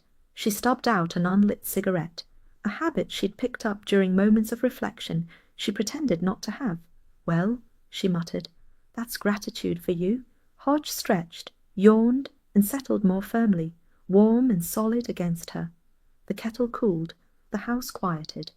Agatha closed her eyes and allowed herself briefly to be done. Well, at least it's tidy again. Agatha stopped dead and stared at the green. Doris Simpson stood in the centre of it, hands on hips, surveying the cleared space with proprietary satisfaction. The stalls were gone. The bunting had been folded away. Even the grass looked chastened, as though it had learned a lesson. Agatha said nothing. She rarely trusted first impulses, especially when they involved throttling someone. The village needed a reset, Doris continued. Something constructive. Agatha smiled faintly. After a murder? Doris stiffened. We must move on. Of course, Agatha said. That's what villagers do best. Doris sniffed and marched off, already addressing another cluster of women about future dates and smaller budgets. Agatha watched her go, feeling a familiar irritation bloom. The green had been the centre of everything. Now it looked as though nothing had happened at all. People crossed it briskly, baskets on arms, conversations low but purposeful. The gossip had shifted, not vanished, merely found new targets. She never really fitted in, someone said. Too efficient. Didn't understand village ways. Agatha paused near the notice board, pretending to read a flyer for a yoga class she would never attend. So, Miranda Phelps was being posthumously softened into a cautionary tale about over-organization. Agatha walked on. At the W.I. Hall, chairs were stacked, tea urns scrubbed clean. A meeting was clearly underway without being called one. Women drifting in and out, contributing opinions like currency. "We must think of the children," someone murmured. "There weren't any children involved," Agatha said. They blinked at her. "Oh, Agatha," Doris said, appearing again. "We're just discussing how best to reassure everyone." "And has anyone suggested the truth?" Agatha asked. A silence followed. "Well," Doris said briskly, "there's no need to dwell." Agatha glanced around the room. No one met her eye. The solution had been delivered, filed, and politely forgotten. At the vicarage, Mrs. Blocksby poured tea with quiet deliberation. "They're grateful," she said gently. "They're relieved," Agatha replied. "There's a difference," Mrs. Blocksby smiled. "Relief often wears gratitude's clothes," Agatha snorted. "Not in Carsley." Mrs. Blocksby handed her a biscuit. "You look tired." "I am tired," Agatha said. "I did all the work." Mrs. Blocksby's eyes twinkled. "And that's why you're cross." Agatha considered that, then sighed. "Probably." They sat in companionable silence for a moment. "People don't thank what unsettles them," Mrs. Blocksby said eventually, "even if it saves them." Agatha looked away. "I didn't do it to be thanked." Mrs. Blocksby raised an eyebrow. "Didn't you?" Agatha didn't answer. Later, at the Red Lion, Len Harper wiped the bar and nodded at Agatha with something like respect. "No hard feelings," he said. "Convenience rarely has feelings," Agatha replied. He grimaced. "You were right." "I usually am," Agatha said. "Yes," Len agreed, "but it's awkward to say." Agatha took her drink and sat alone listening. The gossip had already found new ground. Planning committees, funding, who would take over organizing next year's fete. No one mentioned Miranda, no one mentioned Agatha. Agatha felt the familiar sting, sharp and petty and deeply human. She finished her drink and stood, irritation buzzing beneath her skin. They would tidy away the truth too, if they could. And that, Agatha reflected grimly, was almost worse than murder. Agatha walked home by the longer route, which she told herself was for exercise, and knew was for irritation. The lanes were busy with ordinary purpose, dogs tugging at leads, shopping bags swinging, conversations that rose and fell like birdsong. Normality had returned, wearing its most smug expression. At her gate, she paused, watching two women ahead of her lean together in confidence. "Such a relief," one said. "It could have gone on for ages." "Yes," the other replied. "At least it's settled." Agatha opened her gate with unnecessary force. Settled, she thought, as though truth were a cushion needing a firm pat. Inside, Hodge sat on the hall mat, grooming with elaborate unconcern. He looked up as she entered, blinked, and resumed. Agatha toed off her shoes and watched him for a moment. "They've moved on," she said. Hodge licked a paw. She poured herself a drink she didn't particularly want, and stood in the kitchen, listening to the house. The kettle, forgotten earlier, clicked on reflex when she brushed past it, and clicked off again without ceremony. She sat. The village would repair the green. It would repair the fete. It would repair its sense of itself. What it would not do was linger on Miranda Phelps, on the woman who had tried to put order where comfort preferred vagueness. Agatha found that annoyed her more than she expected. The phone rang. "Agatha," Bill Wong said, "just checking in." "I'm still here," Agatha replied. "They haven't run me out yet." A pause. "I wanted to say—" "Yes," Agatha prompted. "You did good work." She smiled despite herself. "That's practically effusive, Bill." "I'll keep it brief," he said. "The village will forget the details. They always do." Agatha looked at Hodge. "I know." After she hung up, she sat for a while, letting the irritation settle. It softened, as irritation often did, into something like amusement. She pictured Doris Simpson's face as the truth had hovered. inconvenient before being gently redirected. She pictured Len's relief, the WI's brisk efficiency in filing away discomfort, and, against her will, she laughed. It came out short and sharp and surprised her as much as it did Hodge, who paused mid-groom and stared. "Oh, don't look at me like that," Agatha said. "It's either laugh or sulk." Hodge considered this and returned to his washing. Agatha rose and moved into the sitting-room, where the late afternoon light slanted in, catching dust motes and the edge of the rug. She sat down, suddenly tired, and let the quiet take hold. Miranda had been lonely here. Efficient people often were. Agatha understood that more clearly now than she cared to admit. The village had not thanked her. It had not named her. It had not lingered. But it had been saved the long, corrosive rot of suspicion. Agatha sighed. "You can't have everything." Hodge jumped up beside her and turned in a tight circle before settling, warm and definite. She rested a hand on his back and felt the steady rise and fall. Outside someone laughed. A door closed. Life continued, insistently domestic. Agatha leaned back and closed her eyes. "Well," she muttered, the edge gone from it now, "I suppose that's order restored." The kettle cooled in the kitchen. The light shifted. Hodge purred, entirely content with the outcome. Agatha smiled faintly and let the moment pass. "Well, it's smaller," Doris Simpson said, surveying the green with a look of strained optimism, "but perhaps that's for the best." Agatha adjusted her sunglasses and took in the scene. A handful of stalls, minimal bunting, no brass band. The Castley summer fete had returned in a distinctly apologetic mood, like a guest who hoped not to be noticed. "It's not smaller," Agatha said. "It's timid." Doris sniffed. "There's no need for dramatics." Agatha glanced at the single cake table, where 3 entries sat with excessive space between them. "I see dramatics have already been cancelled." The village had turned out anyway. They always did. Not in crowds, not with enthusiasm, but with a sense of obligation that passed for community spirit. Children wandered about clutching diluted squash. Someone sold plants of uncertain origin. A tombola ticked over half-heartedly. Agatha strolled past the stalls, heels clicking with deliberate confidence. She had told herself she wouldn't care. She had told herself this repeatedly, with very little success. Her lemon cake sat alone at one end of the table, immaculate and faintly bored. The other 2 offerings, a fruit loaf and something aggressively brown, looked as though they hoped not to be judged. "Judging will commence shortly," Doris announced, clipboard clutched like a life raft. Agatha raised an eyebrow. "Judging, singular." Doris's mouth tightened.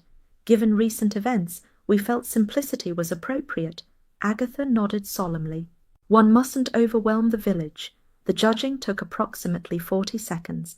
Doris prodded the fruit loaf. She sniffed the brown offering. She stared at Agatha's cake for a long moment, as though it had personally offended her. "Well," Doris said stiffly, "I suppose it wins."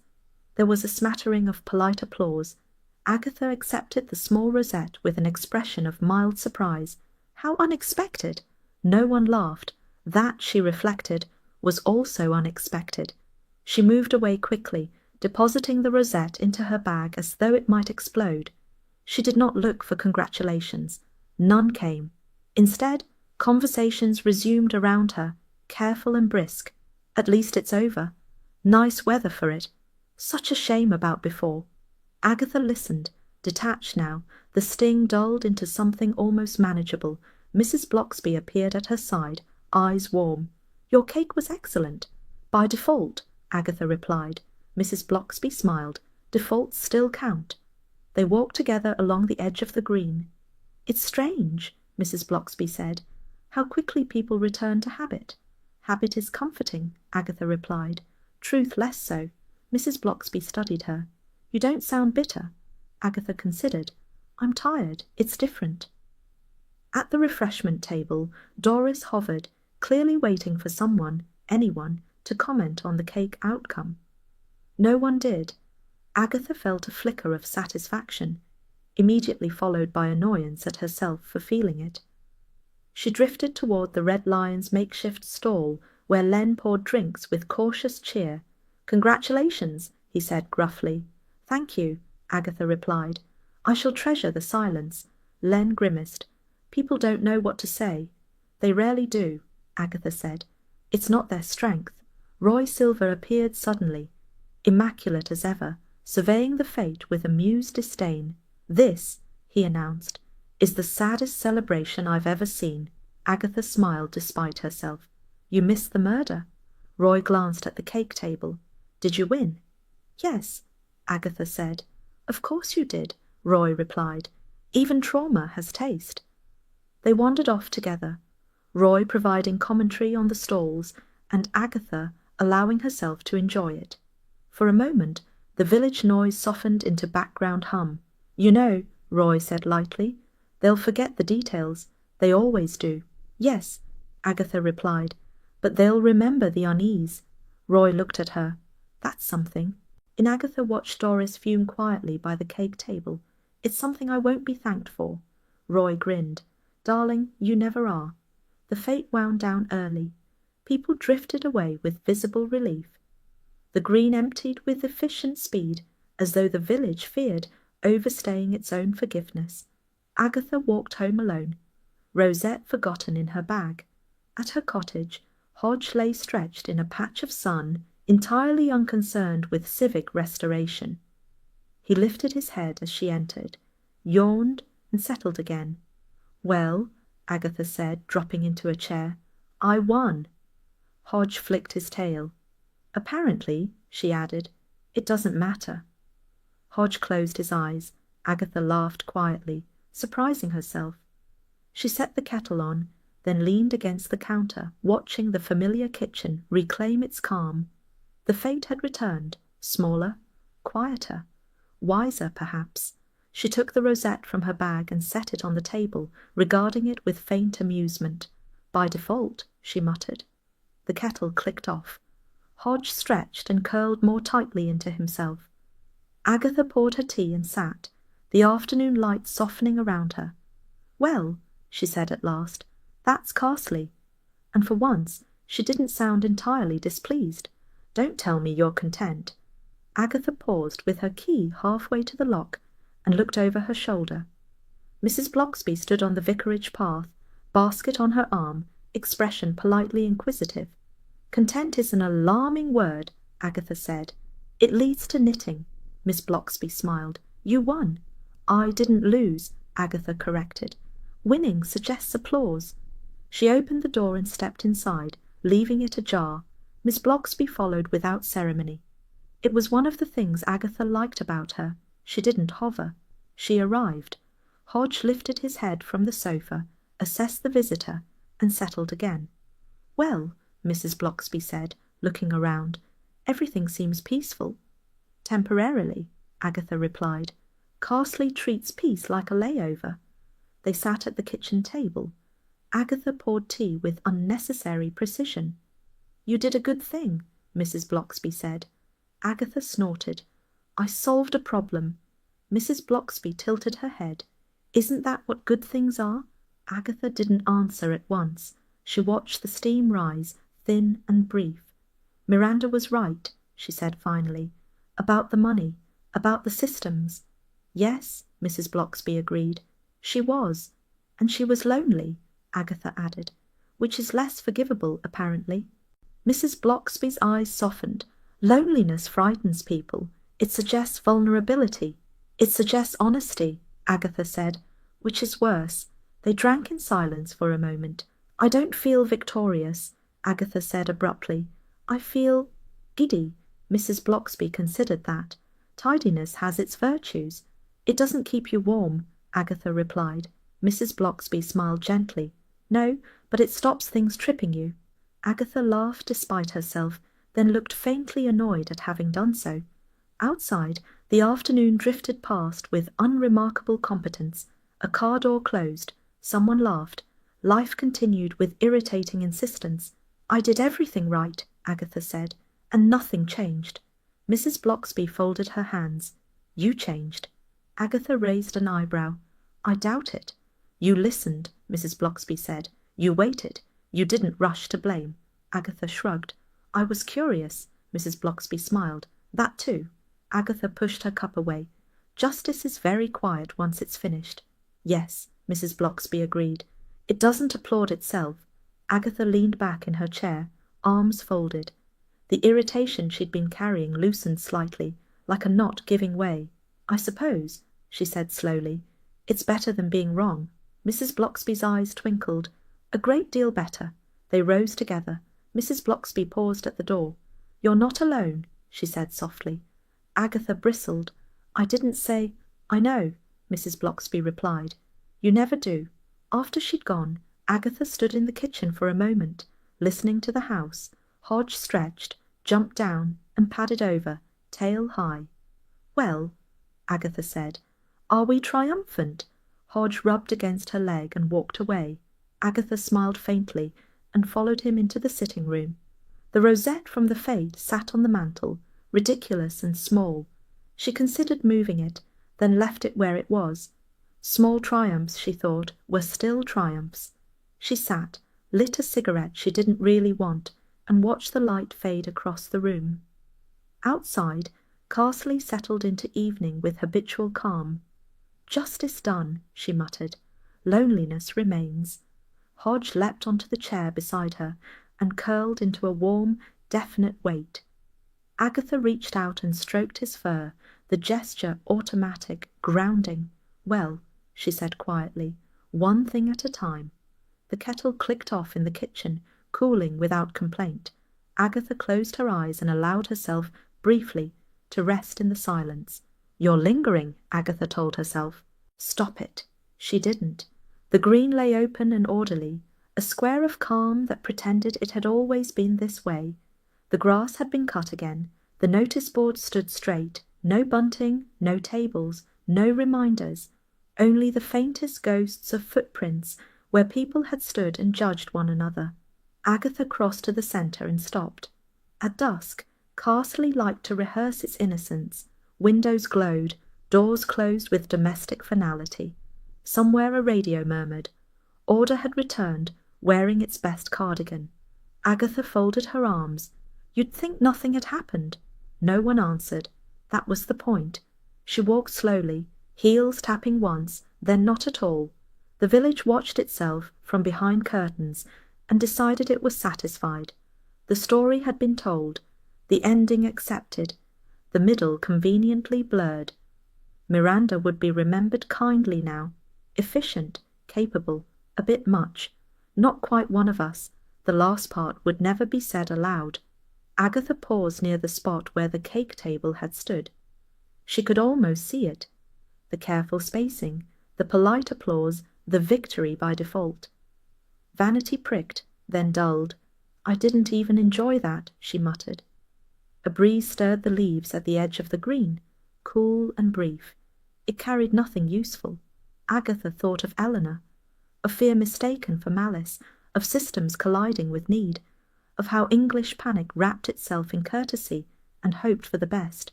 She had solved it, she had ended it, and yet, well, she said quietly, that's that.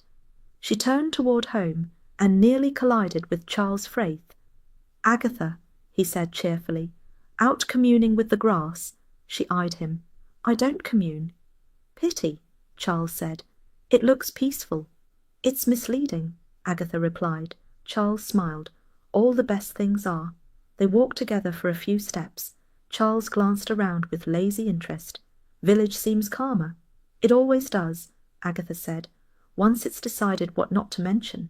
Charles chuckled. You're not sulking, are you? No, Agatha said. I'm editing. He studied her. You won. I concluded, she corrected. Winning suggests prizes. Charles gestured vaguely. Moral superiority? Agatha snorted. Highly overrated. They reached the path where he would peel off. Charles paused. You did a good thing. Agatha looked away. Don't start. He smiled and left her to it. She walked on alone, the light thinning, the village settling into its evening posture. At her gate, she stopped and looked back once more at the green. Order restored, life continuing. Vanity, she admitted reluctantly, had softened, not vanished, just adjusted. Inside, Hodge sat on the mat as though he'd been there all day, which he probably had. He rose, stretched extravagantly, and rubbed against her leg. "Yes," Agatha said. "I know." She closed the door and leaned against it for a moment, listening. The house breathed back at her, familiar and mildly reproachful. In the kitchen, she put the kettle on without thinking, then watched it until it clicked off again. She didn't pour. She didn't need it. She sat in the sitting room instead, dusk settling into corners, the furniture resuming its rightful shapes. The rosette from the Fête still sat on the mantel. She left it there, let it mean what it wanted. Agatha thought of what hadn't been said, of apologies withheld, of thanks implied but never offered, of kindness expressed sideways. What remained unsaid, she reflected, was often the truest part. Hodge jumped up beside her and arranged himself with proprietary care. She rested a hand on his back, feeling the steady warmth, the uncomplicated loyalty. "Life goes on," she murmured. "Regardless," Hodge purred, endorsing nothing and everything. Outside, a door closed. A light went out. Carsley completed another day. Agatha leaned back, eyes half closed, the edge of things finally blunted. "Well," she muttered, not entirely displeased, "that's settled enough." The kettle cooled in the kitchen. The green slept. What remained unsaid stayed that way, for now. "Honestly," Agatha said, "you'd think the drama was over." Hodge stretched extravagantly on the rug, every limb extended, claws flexing with pleasure. He yawned, closed his eyes, and ignored her. Agatha stood in the kitchen, hands on hips, surveying the calm as though it might be hiding something. The house looked exactly as it should, too exactly. Calm had a way of feeling like an accusation. The kettle hummed to itself, low and patient. Agatha moved about with deliberate purpose, opening cupboards she didn't need, straightening a chair already straight. Outside, Carsley settled into evening with the same dependable rhythm it always found after unpleasantness. Lights went on, doors closed. Somewhere a radio played softly. She cut herself a slice of lemon cake and placed it on a plate she reserved for small victories. The cake was excellent. It ought to have been. It had cost enough. "Well," she said to the empty room, "that's that." No one contradicted her. She carried the plate into the sitting room and sat, balancing it on her knee. Hodge opened one eye, assessed the situation, and decided it held no food-related interest. He remained where he was, a solid, breathing reproach. Agatha took a bite of cake and chewed thoughtfully. Carsley had survived itself again. It always did. A little shaken, slightly rearranged, entirely convinced of its own resilience. By tomorrow, the details would blur. By next week, the story would have settled into something comforting and incomplete. Miranda would become a name spoken kindly, if briefly. Eleanor would be a sadness people mentioned in lowered voices, then not at all. Doris would reorganize something. The WI would carry on. Agatha wiped a crumb from her lip. She had solved it. She had ended it. She had restored order, such as it was. And yet, she leaned back and stared at the ceiling, feeling the familiar ache settle somewhere behind her ribs. Satisfaction never stayed long. It passed through, nodded politely, and left her with herself. The kettle clicked off in the kitchen. Agatha ignored it. She lit a cigarette instead, the flame briefly illuminating her face before she drew back into shadow. She took one careful drag and exhaled slowly, watching the smoke thin and vanish. "Justice done," she murmured. "Loneliness remains." Hodge shifted, stretched again, and rose. He padded over and jumped onto the chair beside her, turning twice before settling with precise contentment. His warmth pressed against her side, steady and uncomplaining. Agatha rested a hand on his back, fingers sinking into familiar fur. "Well," she said, softer now, "you stayed." Hodge purred. She finished her cake and set the plate aside. Outside a car passed, tires whispering along the lane. Somewhere nearby, A door shut firmly, sealing the day away. Agatha thought of the green, neat and innocent under its grass, of the shed, now empty and ordinary, of how quickly places forgot what they had witnessed. People did too. She did not regret what she'd done. She rarely did. But she felt the faint wistfulness that followed every ending, the sense that something important had passed without ceremony, no applause, no thanks, just quiet. She stubbed out her cigarette and stood, finally pouring the water from the kettle into a mug. It tasted faintly metallic, which felt appropriate. She took it back into the sitting room and sat again, letting the heat warm her hands. "Next time," she said, not quite to Hodge. "I'll ignore it." Hodge flicked an ear. "Yes," Agatha conceded. "I won't." She smiled faintly at that, a small private expression that belonged to no one else. Outside, Carsley continued its unremarkable evening, satisfied with survival. Agatha sipped her tea and leaned back, the house settling around her. A quiet slice of lemon, a warm cat, a solved problem. For tonight, it was enough. The firelight dimmed, the kettle cooled, Hodge purred, already asleep. Agatha closed her eyes and allowed herself, just this once, to be content with the quiet.